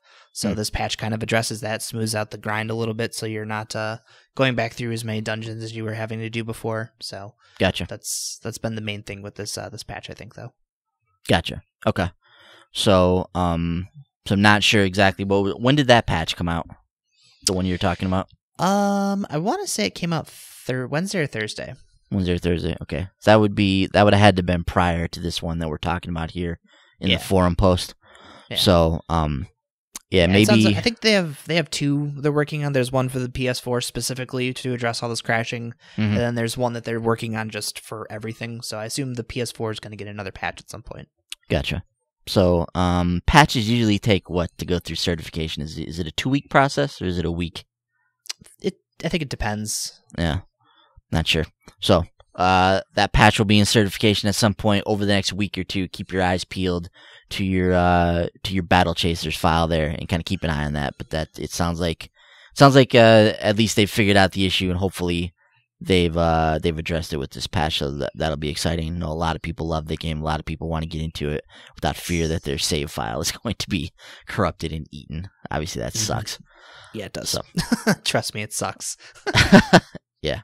I don't know how you did it, man. But yeah, if I lost 35 hours, I don't care how much I love that game, it would have been a wrap. So, cool. All right, so let's move on here. Another Frankie joint, City Skylines. So we got our announcement for the Snowfall expansion, which looks like it's coming on, was it November 14th? Mm-hmm. So this will be coming to all platforms that this is available on, not just the PlayStation 4, but it'll be on the Xbox as well. And they also announced an entire season pass for the game. So they've got the Snowfall expansion, natural disasters, mass transit, high-tech buildings, content creator pack, the Art Deco content creator pack, and then Relaxation Station and Rock City Radio, both of those radio station DLCs. So they're introducing a premium edition for this game as well. Any idea what that's going to go for in terms of price? $69.99. $69.99. Woo! That's a steep one. The game itself is $39.99, right? Yep. Woo! So that's a $30 or so season pass? I think actually the season pass is also going to be $40. Oh, is the season pass $40 as well? So I think so. So this is going to be a sizable amount of content, we can assume then. Yes. For City Skylines. The 3 expansions are huge. Yeah, they say quote unquote full expansions. Yeah, yeah, they were massive additions to the PC version. Also, they were well received when they came out. So I know a lot of the console players like myself have been clamoring for these to come over. So I'm happy. I'm also happy I haven't pulled the trigger on the PS4 yet because I'm probably going to pick up that expensive edition, bundle everything together, save $10. Ah, going all out, eh? Yeah. So these expansions are already on the PC version of the game? Oh yeah, yeah. Oh, okay. Yeah. All of them. Mm-hmm. These are all already out. Okay. Yeah, actually, the PC version also has mods, so that's kind of probably the next talking point. Is they're probably going to be looking at bringing mods to the console versions at some point. But not talking about that just yet. Cool. So with Snowfall, what can we expect? Looks like adds a weather system to the game. It also adds winter-themed towns where you'll need to plow the streets. That sounds like fun. And pipe-in heating to keep your residents warm at night. And streetcars as well. So sounds like good fun, man. Mm-hmm. So we'll be on the lookout for that if you're a City Skylines fan. And like I mentioned, all this coming to the Xbox One version as well. On October 24th, Orcs Must Die Unchained gets its Woozing Battles expansion. So if you are enjoying that game, hop into this one. It will give you access to 3 new maps, a brand new faction of enemy invaders, a new hero in Yi Lin, and a few more things as well. So if you are enjoying that game, be on the lookout for that on the 24th. Stifled is a very cool looking game, I think. It's coming to PlayStation VR on October 31st. It's a black and white horror game that was originally based on a prototype where they were trying to like prototype how sound could be used in a game like this. It's essentially a horror game played as if you were a blind person, and you have to actually use sound and speak into the microphone for the PlayStation VR and use it to ping locations in the VR headset, and that'll not only alert you where objects are, but enemies can pick up on that as well, and they'll be able to figure out where you are based on sound. So sounds like a very, very interesting concept. Sounds like it could be really freaky, really, really scary in VR. So I think that one's going to be one to look out for on the 31st. Also on the subject of PlayStation VR, PlayStation VR turning 1 year old this month. So pretty crazy. We talked about it last week. Over 100 titles on the system now. We have 60 plus games in the pipeline now for PlayStation VR for the end of this year into the beginning of next year. So things are chugging along on the platform here. Just want to go around the horn right quick. Frankie, from the first year, what's something like your favorite PlayStation VR experience so far? What's a game or two that you really enjoyed on there? Definitely, I Expect You to Die. I enjoy the humor of that game, going in there and just figuring out all these ways to accidentally kill yourself because there's a laser in the mirror. Who would have known? Like just goofy stuff like that. So that one's been a lot of fun. I love Battlezone. That was Battlezone's a lot of fun. A lot of fun. Yeah, like that was kind of a surprise one for me because Eve Valkyrie was my big drawing point to VR. Was just playing the demo for that game sold me on needing one. Mm-hmm. And Battlezone, like it was a game that we all looked at and were like, "That okay, why?" But then getting in there and actually playing it, it's just so much fun. Mm-hmm. And then of course Batman. I know this is one Bender loves as well. But that's just another one that you get in there and experience that game. I think the story was really cool and just feeling like Batman. It was awesome. So the only other things I'm currently still sitting on, waiting to get my hands on, are Super Hot VR, which I've had sitting on my system since August, July, whenever that came out. Yeah, because I have not had my headset since I moved. And I picked up The Invisible Hours, which kind of sounds like a more adultier theme that the Sexy Brutale had to it. So, there's that. I was looking through that list of stuff that's coming out. I know Moss is coming out this year. I cannot wait to play that game. Quill, that little mouse, he's so cute. But then there's also that Inpatient that's at Until Dawn prequel. Yes. I cannot wait to play that. Inpatient looks incredible. Yeah, I cannot wait to get my hands on that. It's going to be a great time. And I still have to play Farpoint, so yeah, I've still got a lot of stuff to experience on that thing, but the tech is so damn cool. Yeah. So I'm still very happy I got in on day one, even though I was so skeptical about it coming into it.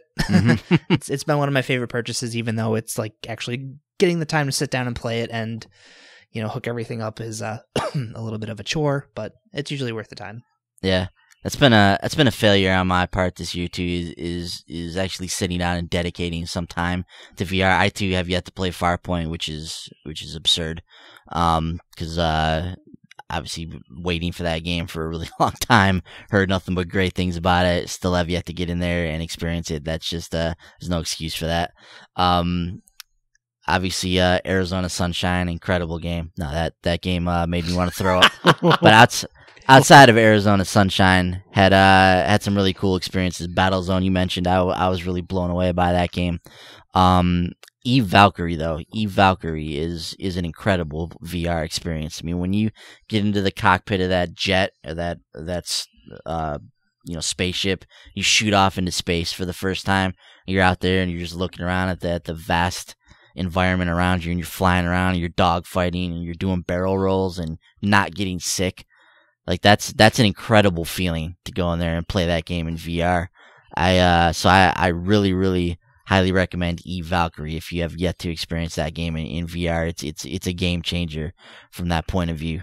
So many. I also enjoyed the PlayStation VR Worlds, the heist specifically, and the shark attack. That was a lot of fun as well to go through that. But the heist just showed you. It just gave you a nice little taste of what could be possible. Of you could literally sit there and play through a movie length gangster epic and be involved right in the middle of it, and you could be doing drive-by shootings and shootouts in the banks and robbing things and heisting, and there's a lot of cool elements in that game when the guy's right in front of your face and he's that's kind of some of the stuff I expect to see from the Inpatient, just on a whole nother level. So that's why I really want to see that one. Supermassive's awesome. They also have Bravo Team coming out as well. They're kind of tactical shooter, which I think could be really interesting with the aim controller. And then early next year, Golem planning to come out. So this game's been in the pipeline for a long time from former Halo developers. That game's always looked really cool. It's always been pegged as like a AAA VR experience. So I really can't wait to get my hands on that. There's so many things I haven't been able to play though on VR that I would like to get to at some point. That sale is actually still going on right now for the 1 year anniversary. I do want to get in there, grab a few games. There's some really good prices on some of them. Would like to pick a couple of them up and add them to the repertoire. But it's been a very cool first year for PlayStation VR. I just need to make a conscious effort to dedicate some more time to it. What about you, Bender? What stands out in PlayStation VR's first year? I know you're kind of in the same boat as me. There's a lot of games you wanted to play, a lot of time that you haven't dedicated to the headset that you would have liked to. But what stands out to you from the first year? And what are you looking forward to with these 60-plus titles coming the rest of this year and into early next year? As Frankie mentioned, Batman is still, I think, my favorite thing I've played on PSVR. It's so immersive. It's really cool. It's a relatively short experience, but it's really, really good. In the time that you get to play with, and you can replay it and find the Riddler puzzles and stuff like that, which is really cool. Yeah. Battlezone is a lot of fun. When the four of us jumped in there and we were just running around shooting other tanks and all that stuff, that was a really cool experience. Yeah. You mentioned Eve Valkyrie. That was really, really awesome. You played Psychonauts. That's the one that I had to buy from the sale. Yes. That was another one I was going to mention. Yeah, Psychonauts in the Rhombus of Ruin, really cool. It's another one. It's only 3 or 4 hours at the most, but really cool, like point and click adventure type of game where you're just solving puzzles and maneuvering your way through this world. I like all the characters and stuff. I'm not like super familiar with the Psychonauts franchise, but it definitely intrigued me, and I really enjoyed that. I reviewed that game, so you can find my review on the site. As far as what I'm looking forward to, I also want to check out Moss when it comes out. I think that's going to be a really interesting. I think third person, platforming is going to be something that's going to be cool in VR. Because you just feel like you're in that world. You're not just watching a character on a screen. You're like in there following the character on the screen, and you're watching him move around, which is cool. I'm just looking at this list here. I had never heard of Abduction, but this one sounds really interesting from the description. It's from the creators of Myst, and it's like a first-person exploration, like puzzle game, I guess, which is really interesting. Yeah, that game. I like those types of games. That game did really well when it came out on Steam, and I didn't even know it had a VR element to it. So nice. And of course, Golem looks awesome. Ever since I saw that first trailer, that was something I've really wanted to check out, and can't wait to see more of that game. Yeah, that's going to be great. I can't wait for that one. I do need to get into that sale because Frankie was talking about I Expect You to Die. I want to check that out. I want to try Star Trek Bridge Crew, and I want to try The Werewolves Within. There's a bunch of games that I've heard good things about that I really want to check out, and I've just never had the chance. So maybe we'll be able to jump into some of those at some point. That it? But yeah, PSVR is overall just been it's had a pretty good first year in my opinion. Yeah, that is something I want to do with you guys. I want to get in here and try out some of these like multiplayer games like Werewolves Within, like Bridge Crew. I think those sound like they'd be really fun with all 4 of us in there in the headset, kind of testing them out. And when all's said and done, Bender, over 100 titles that support PlayStation VR, over 1 million sold of the VR headset. So when all is said and done, I think a pretty cool first year for PlayStation VR. Excited to see where the technology goes from here. So, gonna hop in there and get some of those sale games up. All right, fellas. So with that, we are gonna take a break. We got some music from Ruel Ethan here. So check that out, and we'll be right back.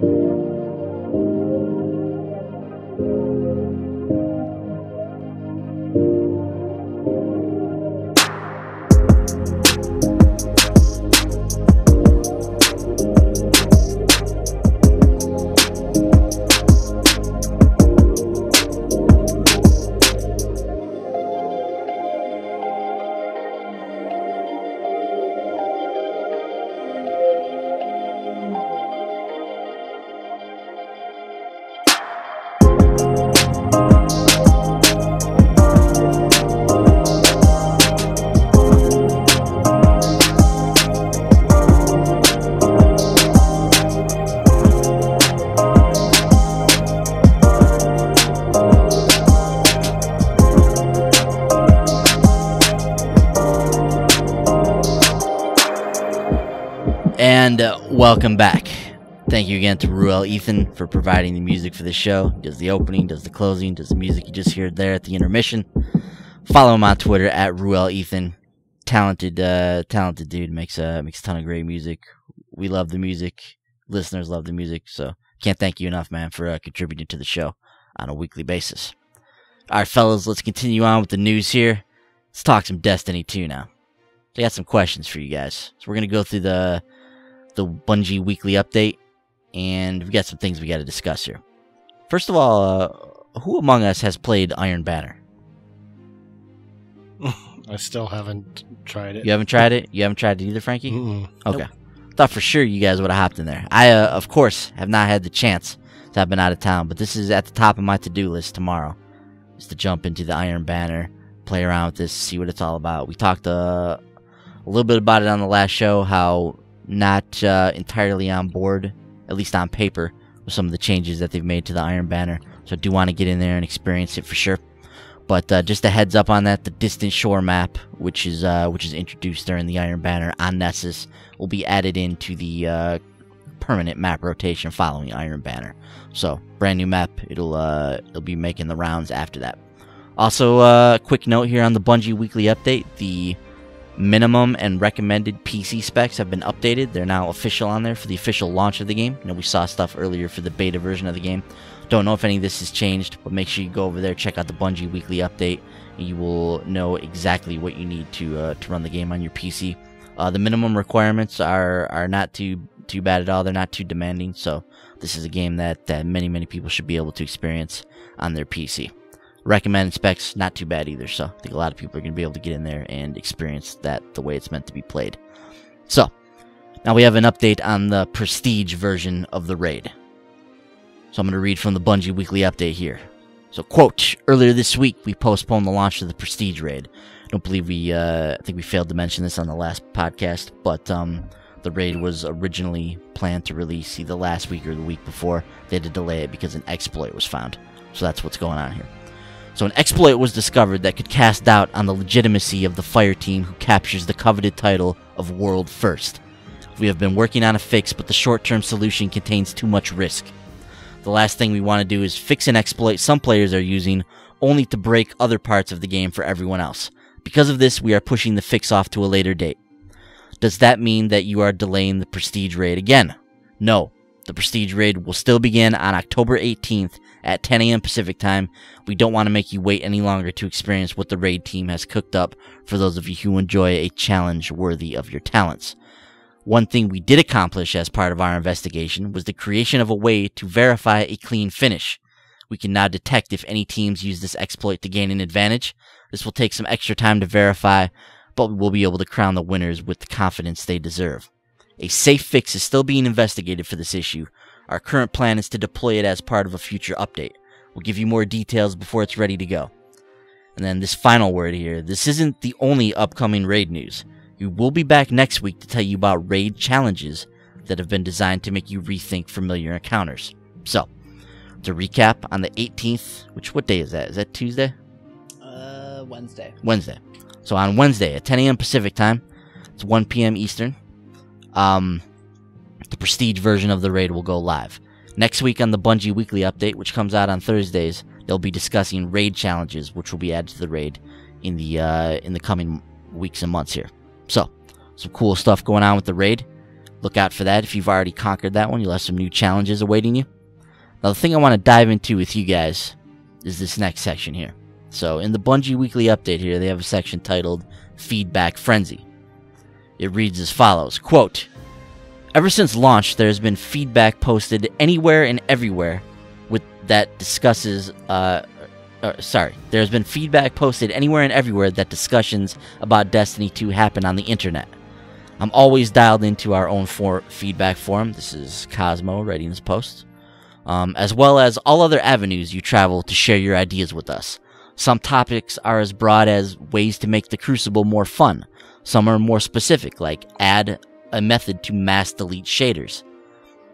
We're reading as much of your chatter as we possibly can. There are millions of you after all. One thing we have noticed is a lot of discussions about the endgame and how it can be improved. Right now, these discussions are also happening in our studio. We are listening, but need time to digest everything and draw up the best plans for the future. We will have more to say on this soon. Please stay tuned and keep the conversation rolling.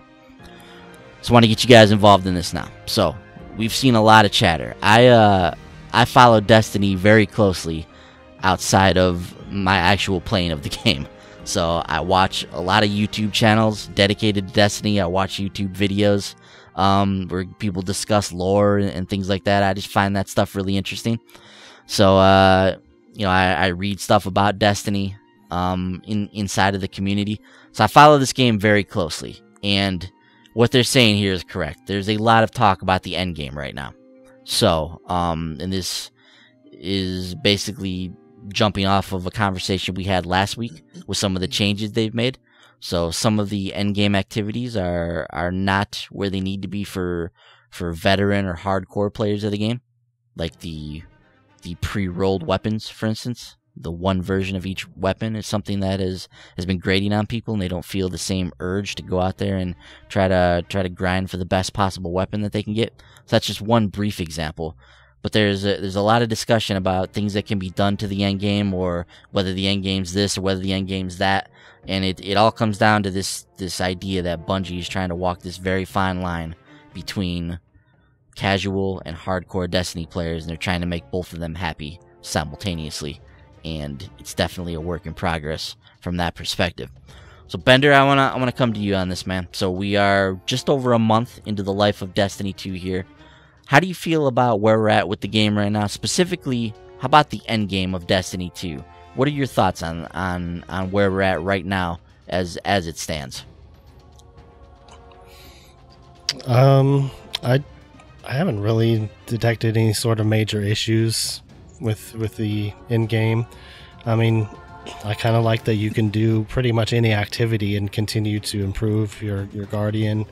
You don't have to go into the raid and get all the raid gear to get the max light level or power level.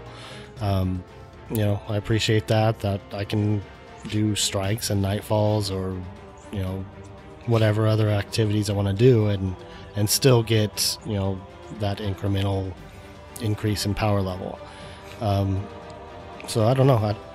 I don't have any issues with that, and I also don't really have any issues with the whole the guns not having different variations, because now I don't have to have 15 different versions of the same gun because I want to try out the different stats. And I was like, I can just, if I get a copy of a gun I already have, just delete it. It's not taking up as much vault space. So I don't know. I don't have any issues with that either. So I don't know. It's been fine to me. I don't know exactly what people are complaining about, but I guess I haven't been following it as well as closely as you have. Yeah, well, I mean, just from my own perspective, at the end of Destiny 1, after Rise of Iron into the Age of Triumph portion of the game, like the spot that we were at with Destiny 1, I thought was a really good spot. The way that game finished out, it was a markedly improved game from when it first came out, and I thought the Destiny 1 that we ended with was just a fantastic game. And part of what I really got into at the end of the life cycle of Destiny 1 was this quest to find the God roll version of these weapons.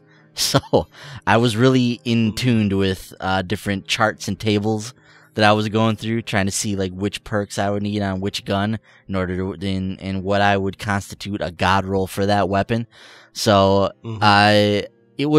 it's this like collector mentality that I have, which is why I like to collect comic books, why I like to buy video games, why I like to get trophies. It's just this OCD part of me that when I tap into and really dig into it can become obsessive, and it's something that I just, at the end of the day, I enjoy that kind of stuff.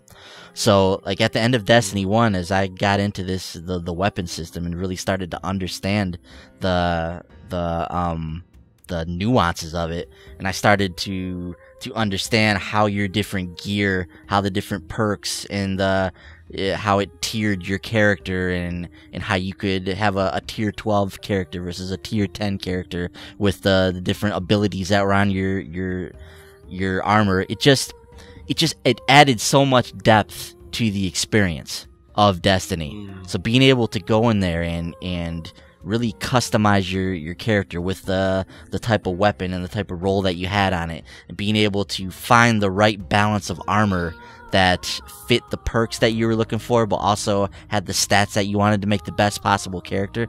Like that kind of stuff, sure, it's a grind, and sure, it's not as accessible to the casual gamer, but for the hardcore Destiny player, like I loved that stuff. I thrived on that stuff, and none of that is here in Destiny 2. When you get a gun, it is already leveled up, and it has the perks it has on it. That's it. Okay, cool. The armor has very few perks or variation on it. You get a piece of armor, there's like 2 bubbles on it, and that's basically it. That's what you're working with on that armor. So there's not a lot of variation there. So I think what some Destiny players are upset at, and what I'm getting at here, is just the lack of depth in the game.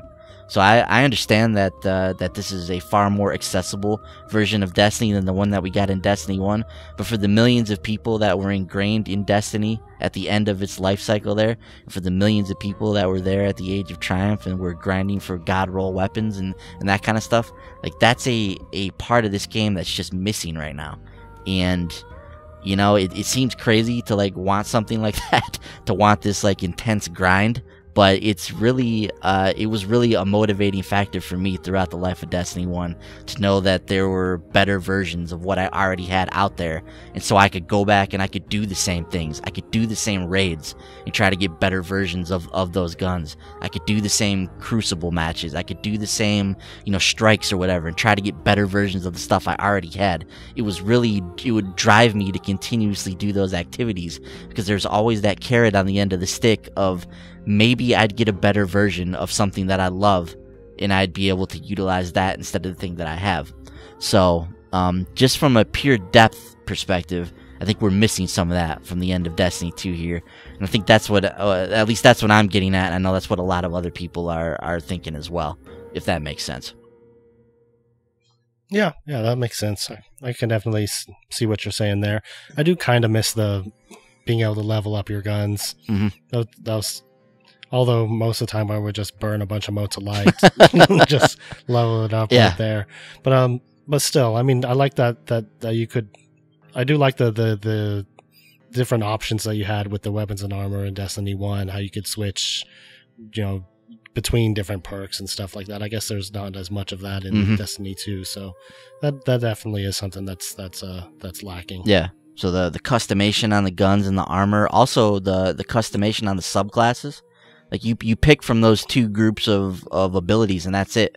Like in Destiny 1, there was a lot you could do. Like you could really intricately maneuver the bubbles on your character and really create a custom version of your Voidwalker, your Stormcaller, or whatever you were using, you know. So just some of that extra depth is just not there for the hardcore fans right now. And it's something that I personally miss as I'm playing the game right now. Frankie, let me bring you into this conversation, man. What are your thoughts on the current state of the Endgame with Destiny 2? Yeah, you know, it's weird because at the end of Destiny 1, there was still not. It's funny because realistically, at the end of Destiny 1, the year 1 Destiny 1, there wasn't a lot to do. Right. You know, it was at the time where, you know, the game did not have a lot of content. People complained about that. Mm-hmm. But the way that Destiny 1 was throughout year 1, and honestly probably until the Taken King, was, you know, like you had guns out there. There was the Gallarhorn, there was like the Fourth Horseman, the Hawkmoon. There were guns out there that were really hard to obtain, completely based on dumb luck. So like you had guys like us who didn't get a Gallarhorn until we could finally buy it from Xur a couple days before, you know, one of the Rise of Iron expansion came out. If only we would have been there week 2 when Xur was selling Gallarhorn, man. If only we would have known. Yeah, right. If only we had known.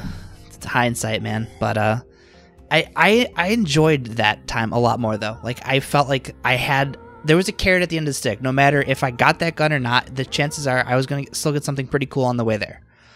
Now, like, I look at my loadout, and I don't keep a consistent loadout. Like, I've just been, I'll roll with this gun for a little bit because it has a higher power level to it, you know, and I don't have anything else to use right now. And that's how I was playing a lot of Destiny 2 was... I had, you know, an exotic as a primary weapon, and I didn't have any other fallback weapons because I hadn't found any that were high enough power level or ones that were worth keeping outside of the Crucible. I feel like I'm just needlessly putting things on in that game, and I have no attachment to it. So there's no drive for me to go and do Nightfalls or, play the Crucible or do anything else, because I don't care. Like, the perks, like you said, they're not there. I can't sit here and, try getting a helmet so that I can, increase how fast my supercharges. All those stats are gone now, and now there's some other generic perks, which I think those are still, like, you can mess around with those, but it's not as deep as the first game. Yeah. And even on top of that, like, it's a bummer, because, like, there's no, like, you had, like, certain pieces of gear that you were chasing because, like, they would give you a certain perk, like, you had the Praxic, was the Heart of the Praxic Fire. Yep. So, like, that one would, like, increase your, how long Radiance burned for and stuff like that. I think it's been a while, so I'm rusty on my stats, but, like, there was always a certain perk associated with something that you were chasing that you would be super beneficial to the way that you played the game. Mm-hmm. That's not in here. So, like, losing that layer, like, just completely drops, like, the whole appeal of grinding for me right now, because I just don't see a point. Because, like, well, at some point I'm going to end up getting a level 300 helmet, and it's going to replace whatever I have now, because it doesn't matter. And I feel a lot the guns are the same way too. I don't have any, like, strong, will to, like, try and track down any of the exotics, because I already have a Might of Multi-Tool, and apparently that's the gun to have. And everybody gets that gun as soon as they finish the story, pretty much. It's the easiest exotic quest in the game, so chances are you already have the gun. And even too, like, I don't feel a lot of, like, there's no, like, exotics or anything I'm hearing that people are out, like, questing to find or anything, because everything is tied to some kind of quest now. So if there's a gun you want, you probably have a quest for it. It's not going to be a random drop. So I know a lot of people prefer that, because obviously it takes away, like, that whole, oh, this sucks, I'm never going to get my Gallarhorn, because, well, now if you have the quest for it, chances are you'll get it at some point. I'm not a fan of that system. I know a lot of people are, but I don't like it. The other thing that's been really bothering me is still the whole strike thing. I've still yet to finish a Nightfall, and every time I do one, I just get more and more frustrated with how they're structured. And even still, I still haven't played all the strikes. I've played the same 3 strikes, whether it was, trying to run a Nightfall or it came up on the playlist. Mm-hmm. So I don't know if there's only 3 strikes in the game. I have no idea. It's definitely more than 3. I still haven't seen the PlayStation one, the Lake of Shadows or whatever that one is. Yep. Still haven't played that. Yep.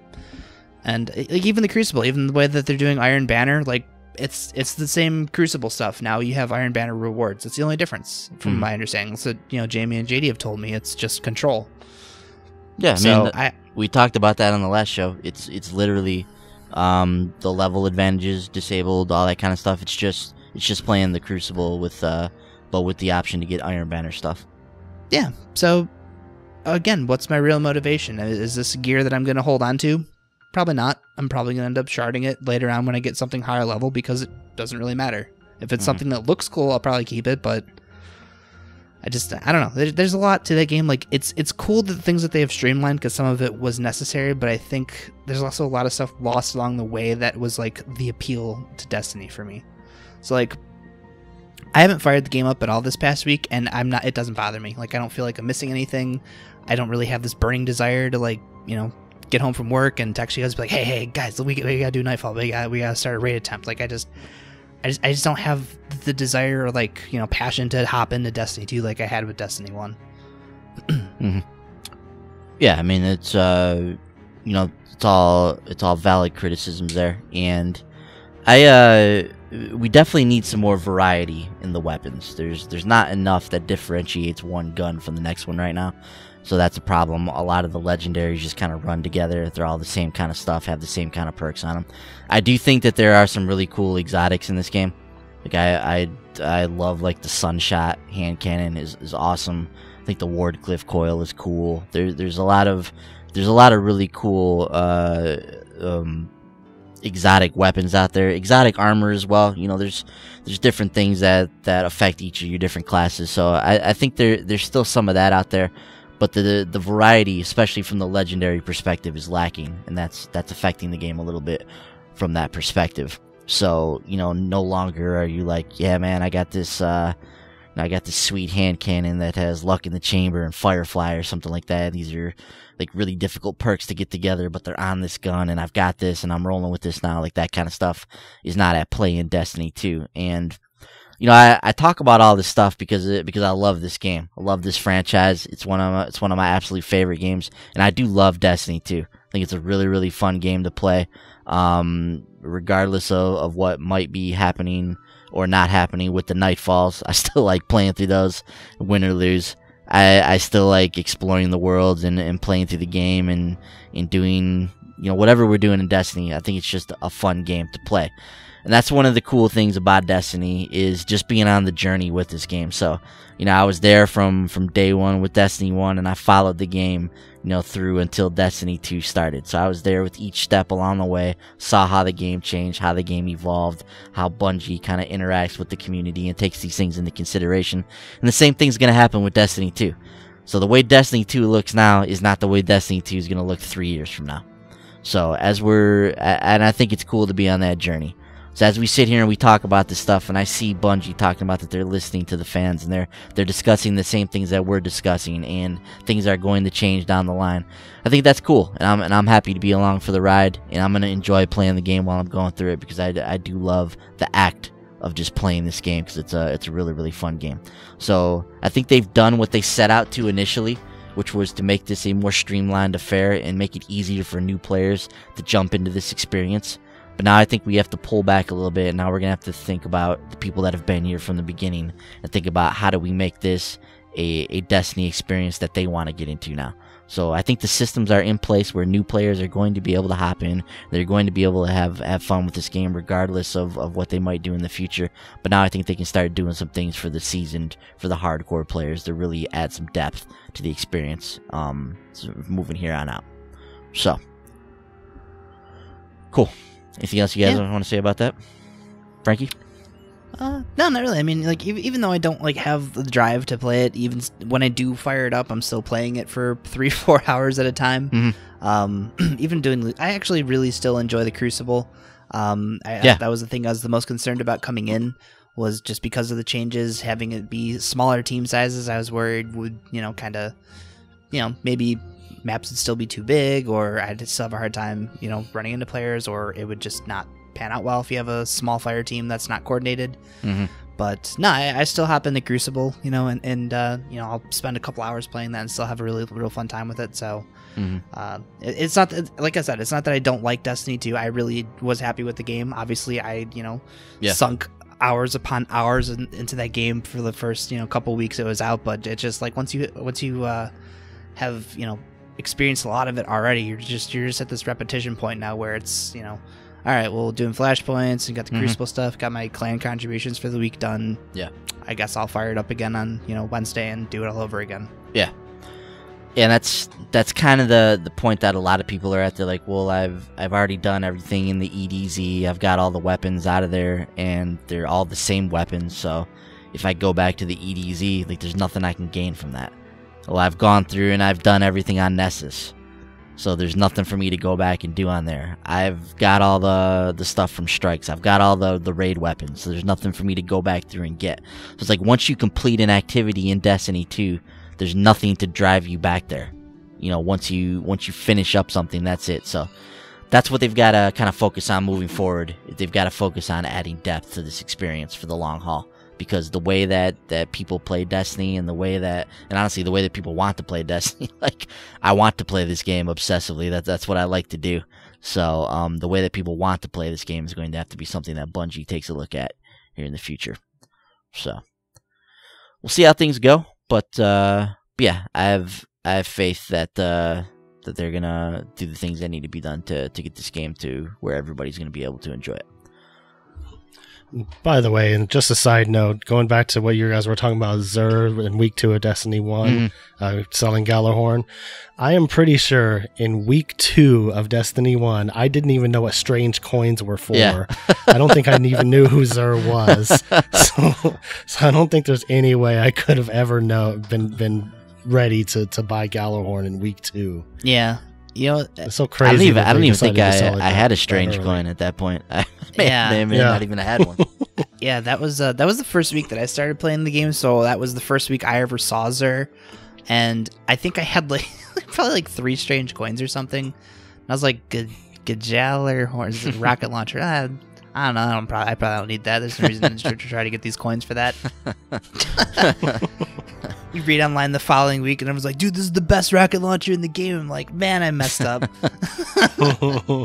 Yeah, I had never played a game like Destiny, and obviously still haven't up to this day. I had never played a game like Destiny when it came out, so I really had no idea what I was getting into, what I was doing. I was just playing it like any other shooter. You know, I was just hopping into the game, going through the story, trying to play levels and do shooter things. Didn't really know what I was doing at that point. So yeah, had no clue about strange coins at that point. I would have never bought a Galahorn in week 2 either. So just it's crazy though that was a thing at one point. Yep.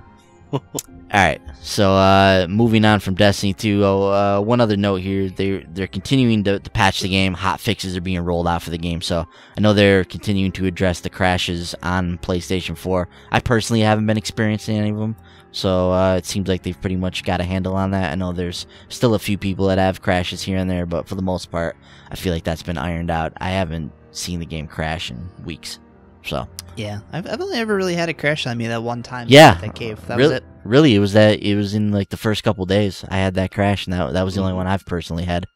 Same here. Yeah, I know they said that a lot of it was isolated to the PS4 Pro, but I'm playing on a Pro, and I never have any issues with it. So hopefully that's been ironed out for the most part. Yeah, hopefully they're not fixing the wrong things then. Let's hope not. Alright, so moving on from Destiny 2, let's talk Battlefront 2 for a minute. So Darth Vader has been officially confirmed for Battlefront 2. Show of hands, who was surprised? Yeah, there's Frankie. Frankie's shocked face. Obviously, Vader's going to be in this game. No surprise there. What is interesting though is there was some talk coming out of the beta of concerns of pay to win with the way some of the loot boxes were working in this game. So I'm going to read from this IGN article here. But, quote, EA has addressed feedback from the Star Wars Battlefront 2 beta, including issues around loot crates. In a post thanking players for engaging with the beta, EA discusses likely changes that will appear in the full game. One of the most contentious issues in the beta was the use of loot crates, which raised fears that the game might be pay to win. EA has attempted to clarify what these crates will do in the full game. Star cards, outfits, emotes, and victory poses will all be available in loot crates, purchasable with both in-game credits and premium currency. In an effort to balance the potential effect of players buying crates, the most powerful items will not be included in crates. Instead, they will be unlocked via in-game achievements. Additionally, unlocking most weapons and upgrading star cards will only be accessible in accordance with a player's rank, which can only be progressed by playing the game. Other alterations EA discussed may include changing strike mode to a best of 3, nerfing the specialist's infiltration ability, giving the First Order Flame Trooper more firepower, and improving team play. So, I think all that sounds pretty good to me. I know you guys had a chance to hop into the Battlefront 2 beta. Frankie, did you have any concerns of pay to win with the loot crates? Or did you not get to experience that too much? No, I didn't even know it had loot crates at all. Yeah. Apparently there are some things in these loot crates that can contribute to like some cards that can contribute to what you can do with your character, and people were concerned that this might become a pay to win thing. But from what we just read here, from what they're addressing, to me I'm happy with the way this sounds. Doesn't sound like this is going to be too pay to win. What do you think? Yeah, that I agree. I'm glad that they're doing that though, where the most powerful stuff you're going to have to actually earn. Yeah. I wish more games would do that. Yeah. I think that's perfect. Like if someone has something super powerful, obviously they're a good player. They deserve it. Mm-hmm. They didn't, spend $100 and end up with it from a stupid loot crate. So yeah. It also feels it's probably just better for that player too. Like they actually feel like they're using a weapon that they earned. So Mm-hmm. I personally that would be more rewarding for me than getting it out of a stupid loot crate. Mm-hmm.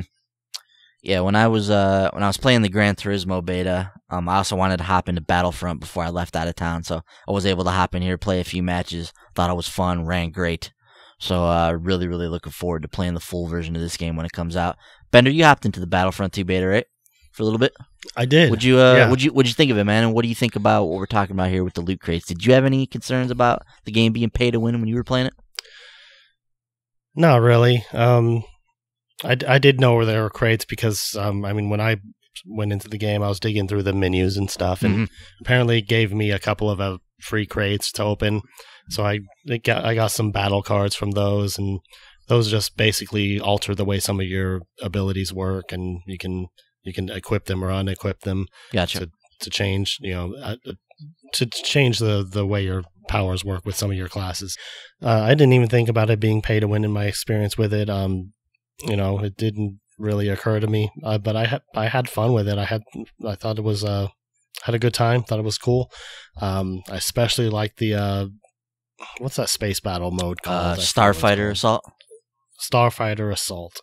That was really fun to fly around, shoot down other ships and stuff like that. Really like the Interceptor class.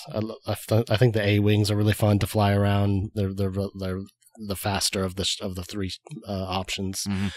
So yeah, it was super cool. Although when I did the other mode, the big 48 player mode, I can't forget Is it Walker Assault?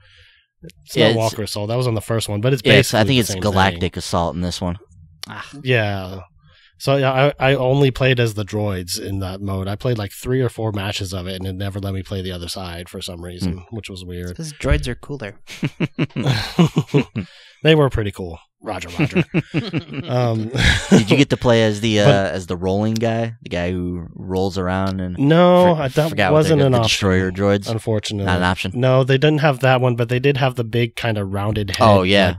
Droids that have the big guns and rockets and stuff. Yeah. Those were pretty cool. I also got to play as Darth Maul a little bit. Oh, nice. I really, really love the way that they do the hero unlocks now. You don't have to grab a stupid token somewhere, and somebody's always going to get to it before you. Yeah. You actually earn points from doing things in the game, and then you can save up your points and get the opportunity to play as one of the heroes, which I think is a much better system. Yeah. Or with that map on Naboo, you can also choose to be a ship and fly around, shoot guys on the ground, which is cool too. Nice. So yeah, I really enjoyed it. I'm definitely it sold me on the multiplayer for the game. I was already sold on the campaign. I was already going to pick it up for that, but I think the multiplayer is going to be a lot more fun with this one than it was, even more than the first one. So yeah. I really enjoyed it. Much deeper experience, right, than the first time around. Yeah, definitely. Yeah. So much deeper experience. Sounds like they're gonna have a really cool suite of modes when all is said and done. I like the way all the different modes are coming together. Just an absolutely gorgeous game. I mean, what a sweet looking game Battlefront 2 is. Oh yeah. Yep. Seeing the way that game looks and then watching it in motion as well. I mean, just watching that game run at 60 frames is awesome. So just a fantastic looking and playing title. Really, really pumped to play Battlefront 2 when that comes out, man.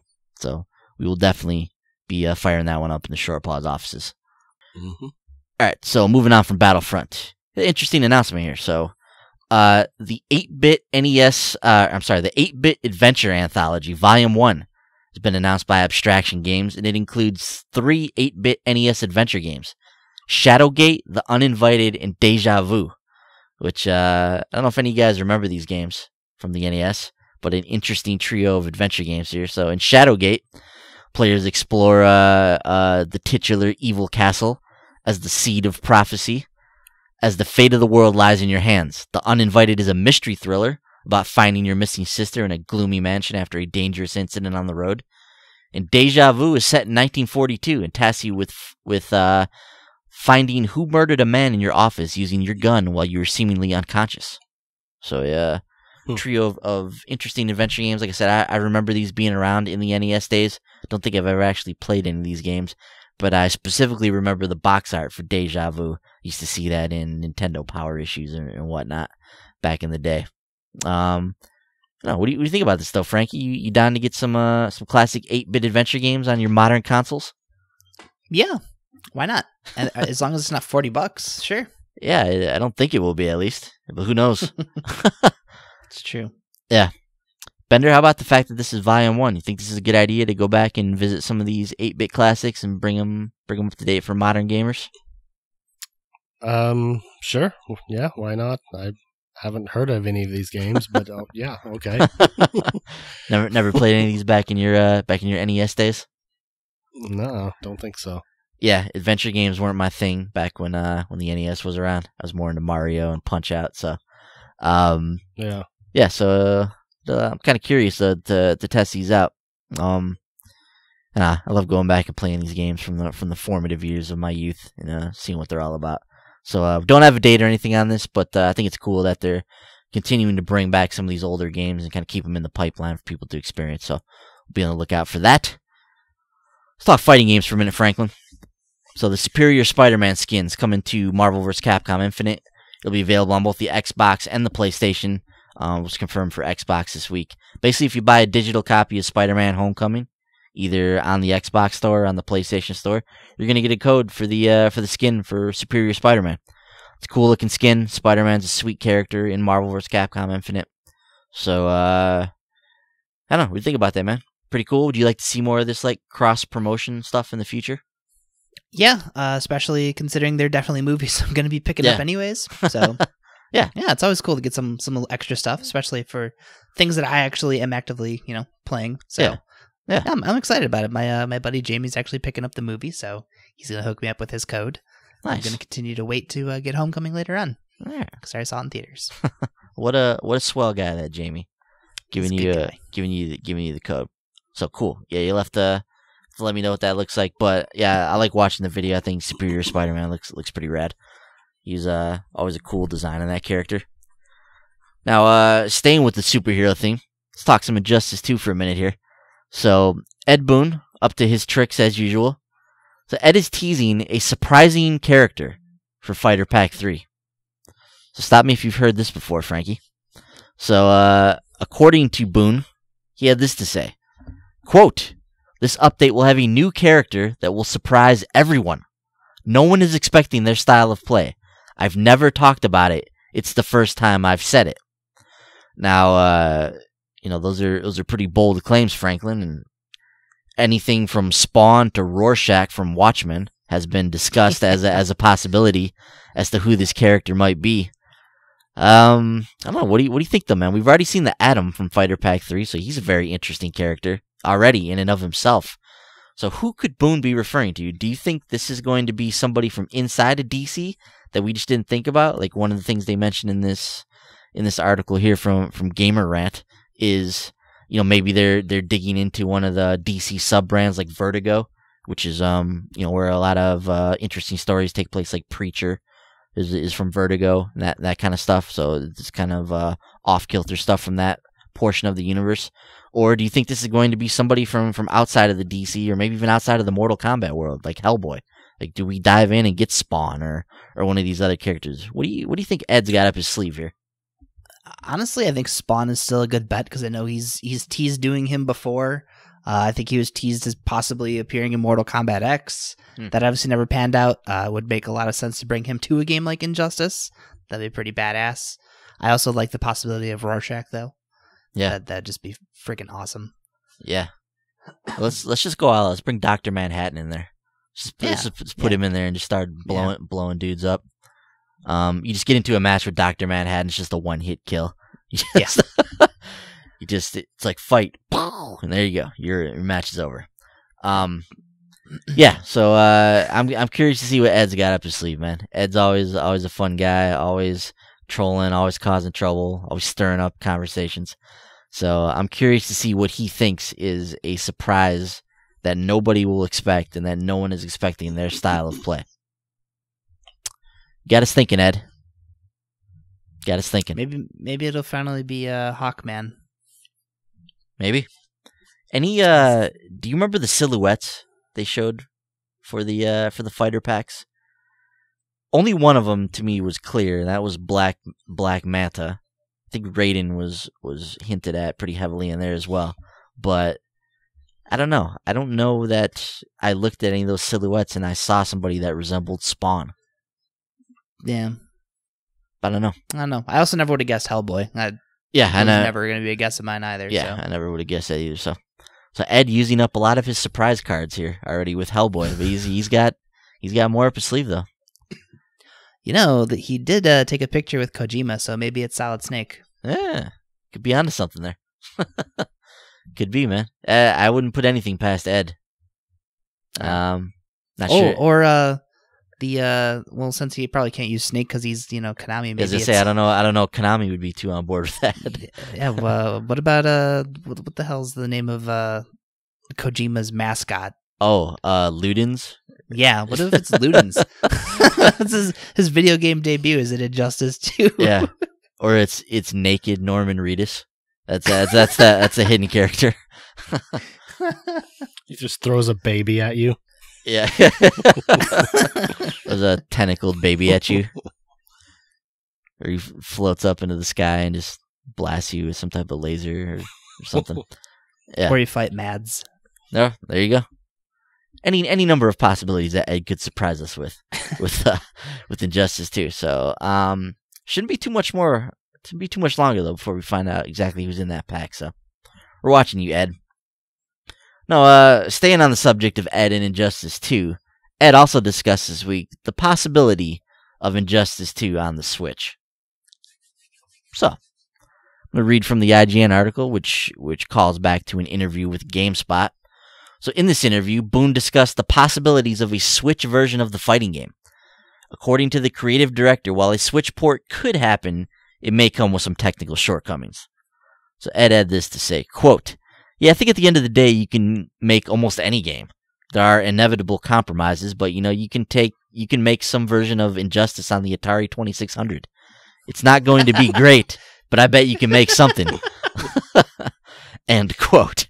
So, yeah, Boone also said that if they were to port the game to the Switch, that they'd be interested in exploring a porting studio or some outside help to do that due to the technical challenges with bringing a game that was developed for this current gen of consoles over to the Switch.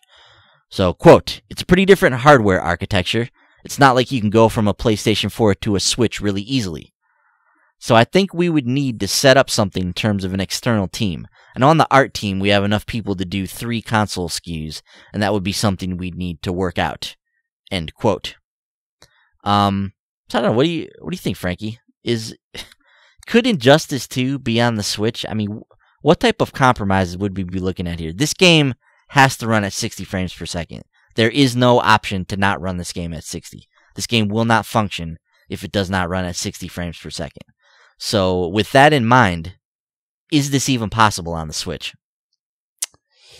I'm going to say probably. I doubt it'll be the prettiest looking game. Obviously, you're going to have to scale back resolution. Mm-hmm. I assume textures are going to have to be muddied a little bit. But hey, if Bethesda can get Doom running on the Switch, I think it's totally possible for them to figure out a way to acceptably get Injustice 2 to run on the Switch. Mm-hmm. And honestly, I would love to see that happen because I would totally buy that.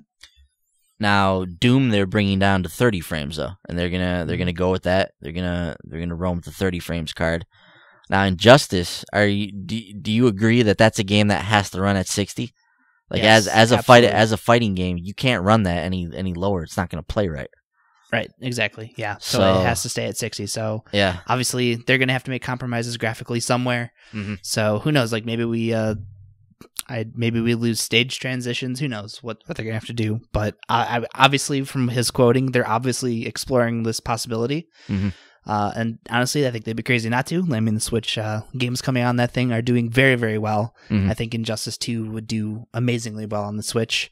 I'm expecting if they do pursue this and this does happen, it'll probably be the complete Ultimate Edition, the actual Ultimate Edition when all the DLC's done. Mm-hmm. So I assume probably sometime next year, if this does come to fruition, we'll hear about it. But that's something I'm going to keep an eye on. Yeah. And Boone mentions this. He said, in terms of playing Injustice 2 on the Switch, you could have tournaments. Everyone comes over with their own system, and you can have whole structured tournaments and parallel gameplay and all that. I just is Injustice even going to play right, like on a portable Switch? Like, are you going to be able to play that with the D-pad on there? Is that really going to function properly? To me, this, once again, with fighting games on this thing, it's like you have to play it with a Pro controller. So it kind of defeats the purpose of having it portably, because it's really difficult to play with the portable setup. obviously you're not going to use the analog sticks to perform moves. Like, you have to use the D-pad, and the D-pad is buttons. So isn't I haven't fired up Injustice 2 yet, horribly enough, but isn't that one that's Mortal Kombat style Yes, fighting, so it's directional inputs anyways? It is directional inputs, and it would work better than the Street Fighter style of buttons for that kind of stuff, but just still, like, the act of jumping and like being able to kind of, you know, smoothly move through your different motions on the D-pad, it's just kind of lost on that thing. I think too, if they enabled it so that you could at least use the Pro Controller for tabletop mode, and, you know, connect to another Switch that way and play tabletop mode versus, I think that might be fine. If you wanted to go that route, I don't know why you would, because you could just do 2 people on one Switch if that were the case. But I don't know. I think that one would actually probably be okay on the Joy-Con. I mean, I know it would be awkward at first, but I think that one might be easier to adjust to than something like Street Fighter or Marvel vs. Capcom.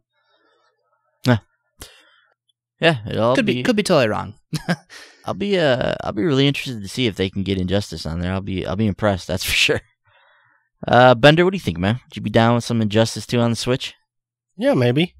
Seems like it'd be a cool thing to be able to play on the go. Yeah. Would you be down with trying to use that D-pad in a fighting game? I don't know. I'm not as down on the D-pad for the Switch as you are. I think it's okay. It's not as good as a regular D-pad, but I don't really mind it. It hasn't bothered me yet.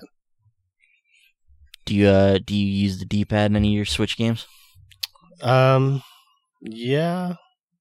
Sure I do. I can't think of any specific examples, but yeah, I have used it. Yeah. Okay. Cool. I can't really think of any games that I've used it for, honestly. I've usually just used the analog stick. Even like Ball Boy was all analog, and Severed definitely didn't use it. Yeah. All right. Well, yeah, we'll see what Ed and his team and whoever he gets to work on it, if he gets anybody to work on it, can cook up. But in the meantime, we'll be looking out for Fighter Pack 3. Let us know what's up, Ed. All right. So moving on from there, let's talk some season passes, guys. Oh, wait. Before we move on. Yes. I think they're announcing the last character for the Street Fighter V season pass this weekend, too, so... Oh, yeah, they are. I forget what event's going on, but... Yeah. It's going to be... they're doing it right on their Twitch channel, aren't they? Just at the... I think it's probably going to be on the Capcom Fighters channel. And... yeah, I don't remember what tournament is going on either, but yeah, the last character of the Season 2 pass for Street Fighter V will be announced this weekend, so we'll know for next show. And are they planning a Season 3? Probably. Hopefully, I assume. Hopefully, I know they're re-releasing the game in January, so I assume if it does very well, more people pick it up. They'll probably find a reason to do a third season. Yeah. I would love to see them do a third season. I've purchased all the season passes so far, so yeah, they're probably. I feel like I remember them saying they were planning 3 seasons, but don't quote me on that. So I feel like they might already be thinking about it. But yeah, the re-release is obviously going to give them a whole nother group of people to sell a third season pass to. So I think that's probably something that's going to happen. All right. Be nice. So moving on from fighting games, we got some DLC and some season pass stuff to talk about here. So first up, Frankie, we're going to go back to your world here with Assassin's Creed Origins. So we got some info about the season pass for this game. So it includes 2 new adventures. First off, we have the Hidden Ones, which is due in January, and it's set years after the events of the main story and brings Bayek into a new region to face an occupying army of Romans. The Hidden Ones will increase the game's level cap, giving players new ways to progress as Bayek. In March of 2018, the Curse of the Pharaohs will take Bayek. Am I saying his name right? Is it Bayek? Bayek? Who knows? Right. I don't know yet. I'm gonna go with Bayek. We'll take Bayek on a journey into a mystical new realm of Egyptian mythology as he unravels the secret that has brought mythical monsters and undead pharaohs to life. Like the Hidden Ones, Curse of the Pharaohs will increase the level cap and add new abilities. There will be other perks associated with the Season Pass, including the Roman Centurion and Horus item packs, which will be available in November. These add new outfits, shields, mounts, and weapons to the game. And Season Pass owners will also get day one access to an exclusive rare weapon, the Calamity Blade, and 500 Helix credits. In addition to the Season Pass content, there's several free items that are planned around or after launch. So, and some of these sound really cool. So we've got special timed boss battle events, gladiator arena challenges, and daily quests that will appear as part of the Trial of the Gods. The first event begins 15 days after launch. There's a Horde mode scheduled for release in early 2018, and the Nomads Bazaar, which will be available at launch. All of these will offer new opportunities to score in-game rewards and exotic loot. This is, and obviously there's a photo mode as well. Something else I want to touch on here, though, is Discovery Tour. So this is coming in early 2018 as well. It's a new educational mode. And it basically turns Assassin's Creed Origins into an open-world museum, focused around ancient Egypt, free of conflict and narrative, offering everyone the opportunity to learn more about ancient Egypt through guided tours curated by historians and Egyptologists. So that'll be available as a free update for all owners of Assassin's Creed.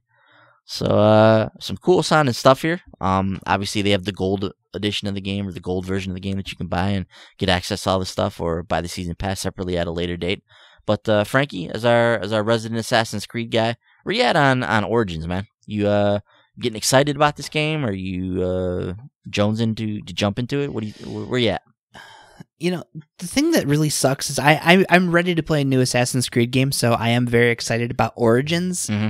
My problem is that it's releasing the same day as Wolfenstein and Mario, and just between those three games, it is. And I loved Wolfenstein, the New Order, so I have to hop into the new Colossus. Like that's my burning desire to play that day. But my GameStop actually had a demo for Mario Odyssey. They got their Switch demo unit in, so they the current kiosk has a 5-minute demo of Odyssey, so I got to mess around with that. And that game it plays amazingly. And now, like, I was already really excited about Mario because that was, I'm kind of with you, where like I love Zelda games, but I'm buying a Nintendo platform because I'm in love with Mario games. So that's the thing. I was, when I bought my Switch, that's the big selling point for me. But yeah, actually getting my hands on Odyssey and messing around with it, now that's the thing I want to fire up. So it sucks because I'm really excited about Origins, but that's like, of those games, that's the last one that I'm gonna end up firing up. Even though I will be streaming that one, actually, because I was talking with Brent about this. Probably gonna end up streaming that game that night with Brent. We're working on a plan for that. That'll be pretty fun, I think. But so I'll get to like get a sampling of Origins and then have to set it down because I'm gonna want to play either Wolfenstein or Mario first. But yeah, it's just coming out of such a tough window, Yeah.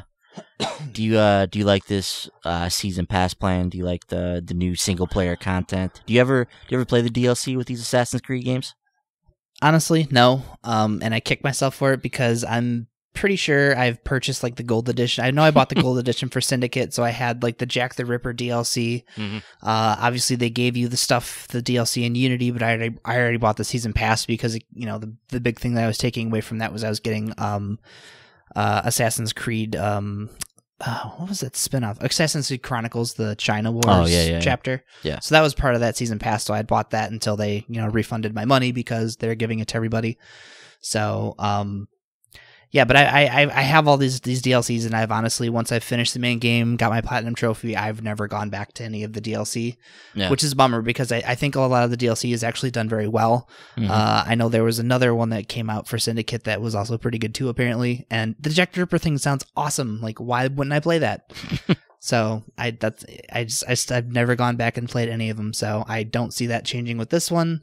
Even though, like, Egyptian mythology, that sounds awesome. That's something I'd really want to go in there and see what they do with it. Even that museum mode, that sounds really interesting. Like something I would want to sit down and just check out just for the historical value to it. Will I though? I mean, it depends, honestly. If that's the time that I actually get to sit down and start playing the game and the content's already there, there's a higher chance I'll actually play it. But even still, I don't see myself picking up the game to play the DLC again. Yeah. Yeah, I really love that setting too, man, of ancient Egypt. I've always been really interested in that period of time, and to be able to play a game in that would, sounds awesome. I'm like you, man. I'm just not going to have the time to play that game. I'm basically committed to 2 more games for the rest of this year, and that's Super Mario Odyssey and Star Wars Battlefront. Outside of that, everything else is kind of a crapshoot.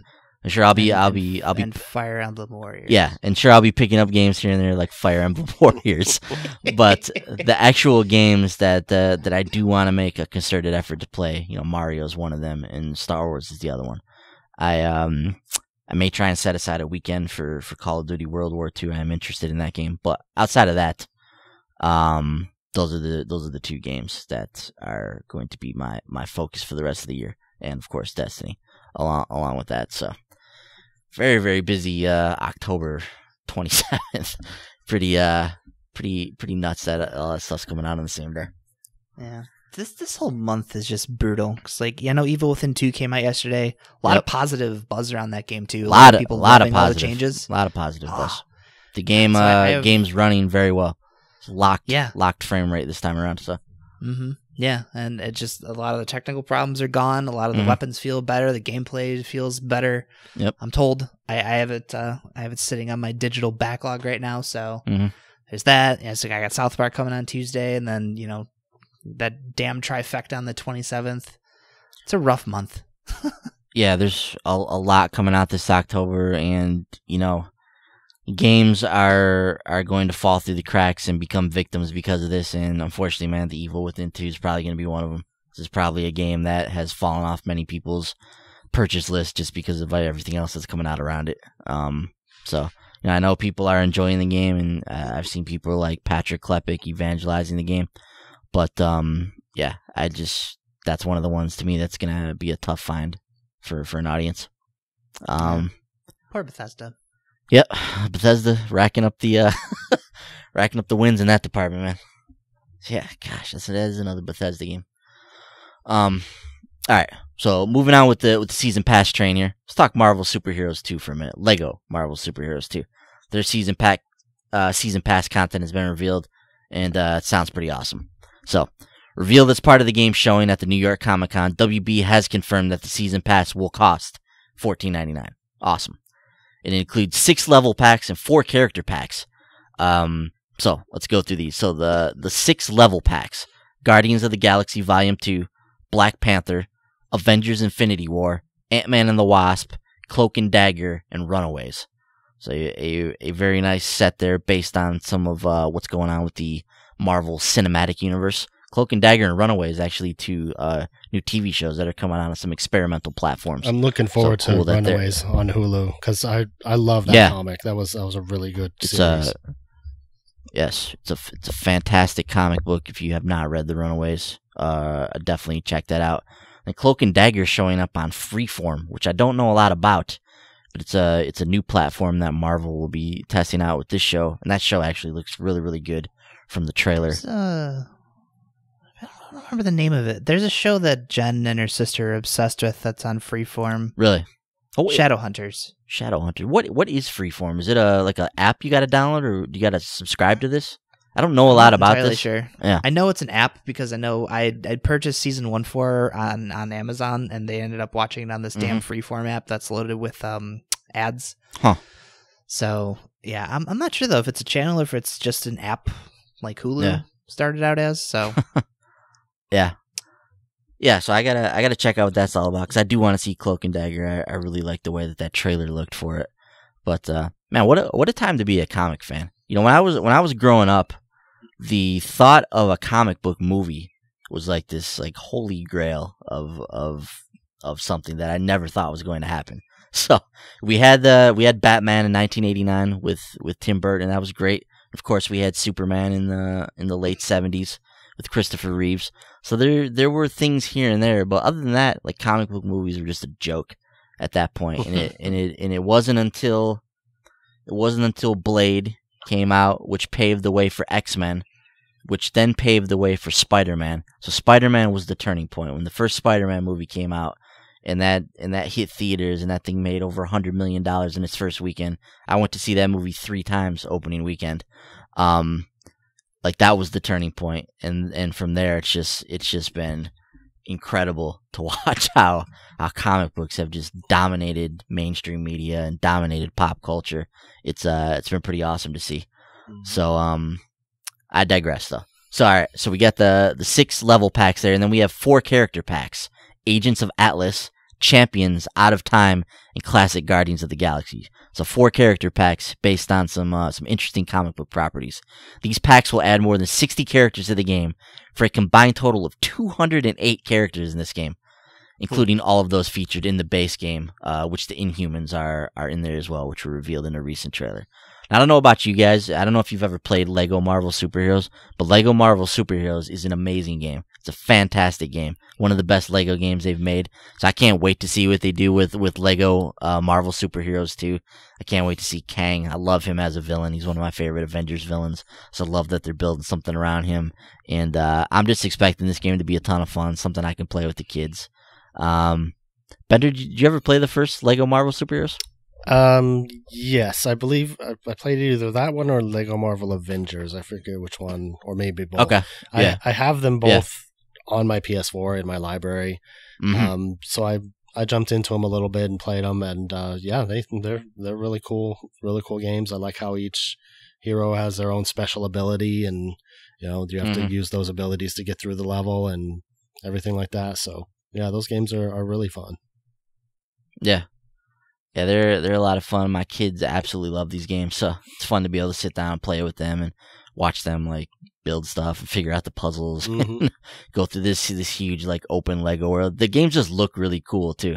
Like they looked cool in the PS3 generation, but they look really cool now in the PlayStation 4 generation, and like the pieces all look like real pieces, and they have a certain sheen on them. So it's really cool to get in here and play these games. Do you ever dabble with these games, Frankie?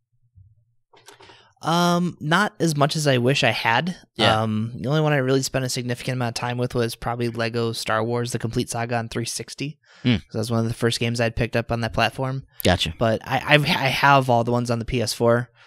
So at some point I would love to sit down and just binge through those games because I know that they're great. I ended up picking up the first Lego Marvel Superheroes because my buddy Jamie got it. And he was like telling me all the stuff he was doing in it. He's going through like all the different characters in the game because there's a ton of characters in that one as well. Yeah, there's a ton in there. Like, yeah, dude, I think you're gonna really like this game. It's really cool. And he was telling me some of the mission stuff he was doing. And I was like, yeah, I gotta go pick this up. I like the Lego games have always been very appealing to me. So I wish I had spent more time with them. I know now that Jen's gotten into Star Wars, I know she had mentioned wanting to try out the Force Awakens. Oh yeah, so I have that. I bought that deluxe edition when that came out because that season pass sounded really cool as well. So I have all that Star Wars stuff to play through. So one of these days, I do. I just want to dedicate like a week or two and just play a bunch of Lego games. Yeah, they're really fun, man, and they have a lot of stuff to collect in there. So it's fun to just get in there in the open world and go around, collect stuff, figure stuff out. Yeah, they're just really fun games to just kick back with and play. Some of the puzzles are actually pretty tricky, and they make you think. But outside of that, they're fun games to just go through the world, play through with the different characters. It's fun to just fly around, so it's fun to just pull out Iron Man and just fly into the sky and fly around the Lego city. So it's they're cool games, man. So really looking forward to Lego Marvel Superheroes 2. I'm expecting this one to be really, really good. All right, so we've got a few Xbox stories I want to hit on now. First off, Cuphead. So Cuphead has now sold 1 million copies. So just over 2 weeks of release. We talked about this on the show a few weeks ago, but I think Cuphead's an incredible game. It turned out really, really well. Much better than I thought it would. I was really worried about the game. After the troubled development cycle and some of the things that had been bantied about the game when it was first shown, when it was trying to move away from the strictly boss rush version of the game that it set out to be.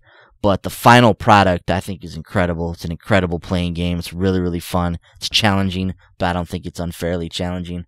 we talked about this on the show with Brent and I a few weeks ago. So congratulations to Studio MDHR for putting together a fantastic game, for selling 1 million copies with Cuphead in just over 2 weeks of release here. And I'm sure that numbers are going to continue to rise as more and more people hear about this game and get out there and experience it. Mm-hmm. Both of you guys had a chance to play Cuphead as well? No, I have not. It was one of those games that came out the day before I went to Seattle. So yeah. I'd pre-ordered it, though. The second pre-orders went live at E3, I hopped on my Xbox and pre-ordered it, knowing damn well that was a game I wanted to play. And here we are, 2 weeks later, and I still have yet to fire it up. I did play it a little bit. I haven't played it since the first night that I played it, but I got through one of the platforming levels and one of the two of the boss levels. Really cool game so far. It's super tough, but it's also really fun. It's it's beautiful. The music and the art are fantastic. I can only imagine the hours and hours they spent, because it's all hand drawn animations. So yeah, but I really enjoy the game. I want to get back to it and get into it. I hear that the difficulty just ramps up as you go. So it does. Not looking forward to that, but it's because it was already pretty tough from the jump. But no, I think Cuphead is awesome, and I'm happy for them. I mean, that's some well-deserved success. They put up a lot of blood, sweat, and tears into this game, and I'm glad it's paying dividends for them. Mm-hmm. Yeah, difficulty definitely ramps up as you go along. And it's basically it's kind of a old school run and gun arcade shooter kind of level design. So it's really about trial and error with that game. Mm-hmm. It's about getting in there. It's about figuring out the patterns for the enemies, figuring out the pattern of the bosses, and that's going to allow you to defeat them and carry on to the next stage. So yeah, and like Brent and I were talking about a few weeks ago, the real magic in that game comes when you try and get those 3 stars or those A+ ratings in those levels. Mm-hmm. So that's it's fun to get in there and trying to do all the challenges that you need to do in order to get that A+ ranking. So yeah, so Frankie, I highly recommend you get in there and check that out. I mean, it's definitely a Ben game. Like that Cuphead is through and through a game that's right up my alley.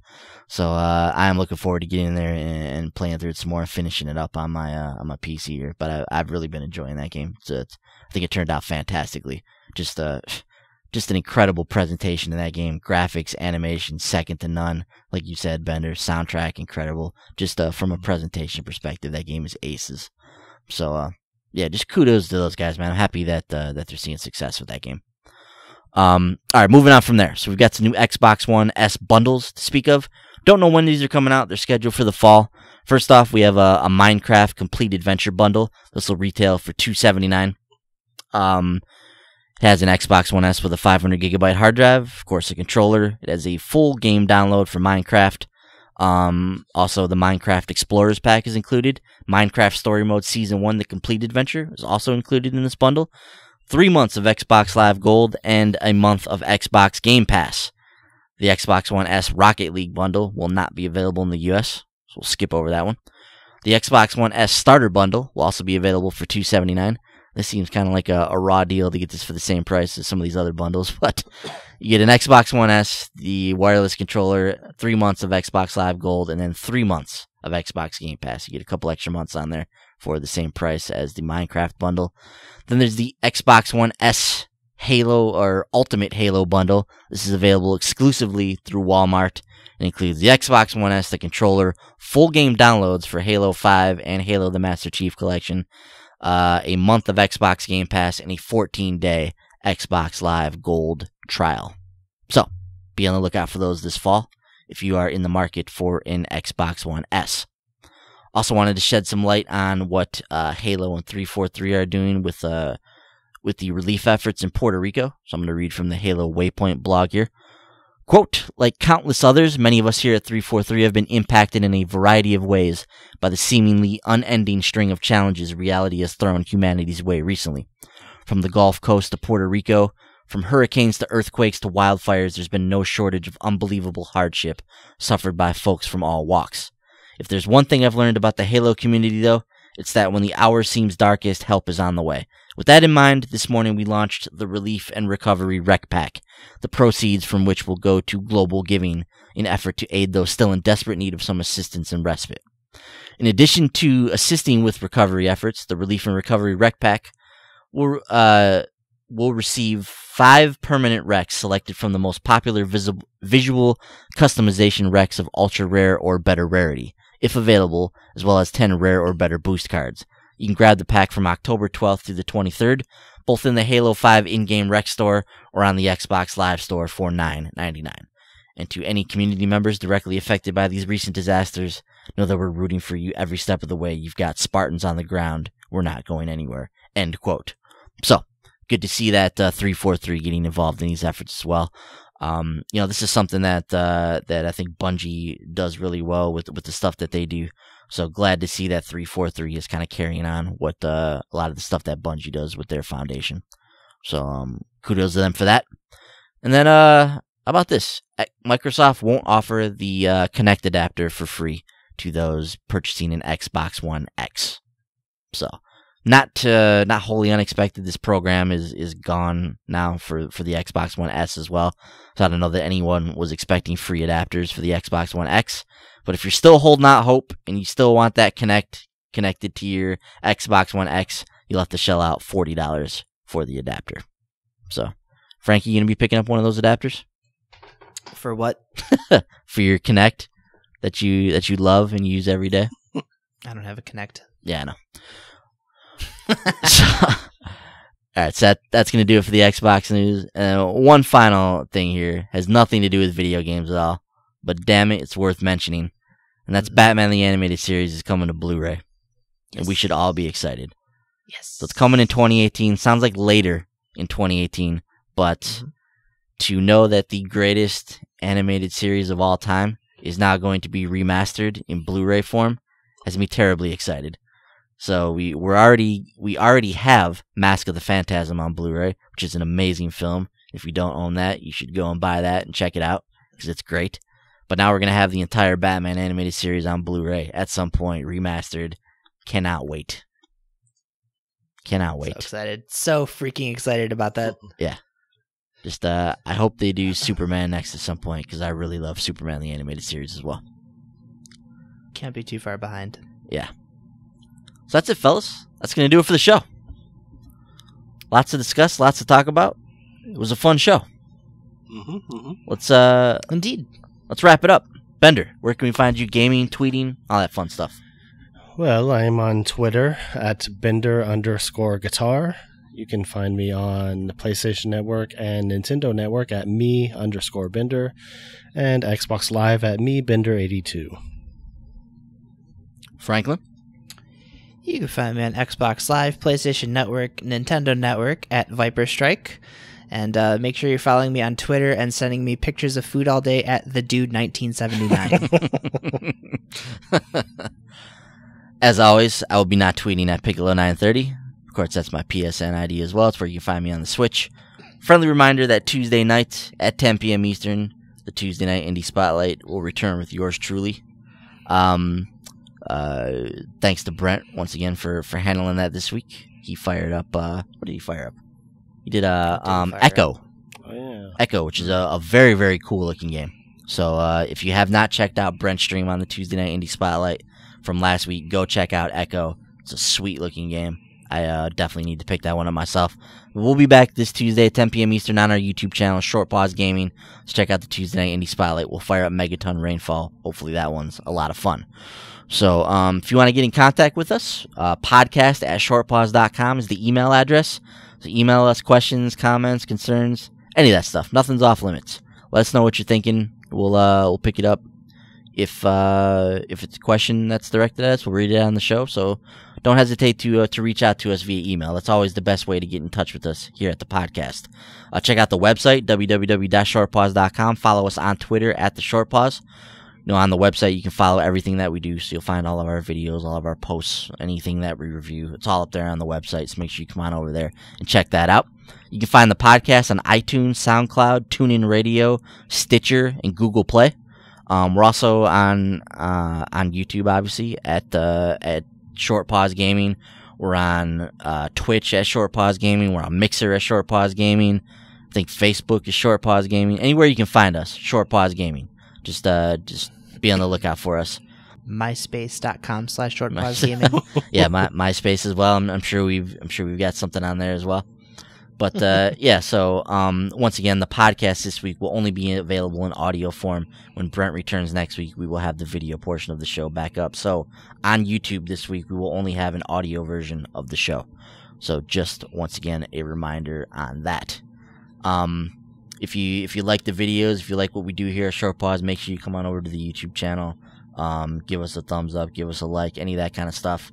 If you like the show, if you really like the show, go on over to iTunes, give us a 5-star rating, leave us a nice review, tell us why you like the show.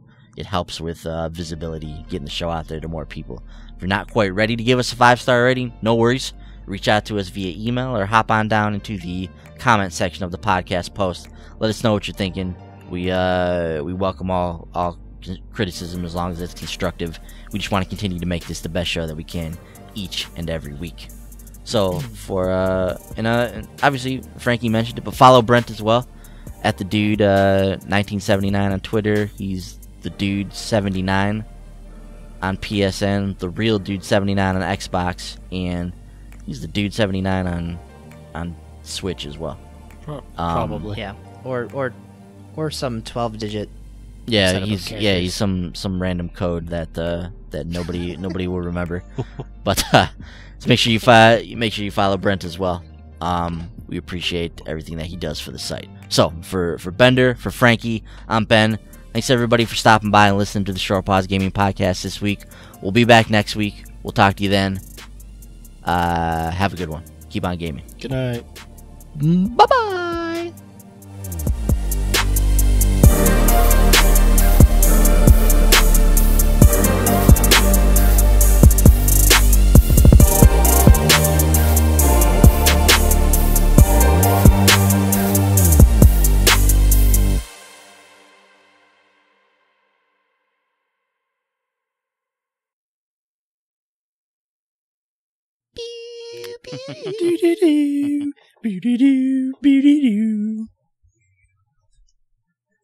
All right. We have that lifelike recreation of our intro music.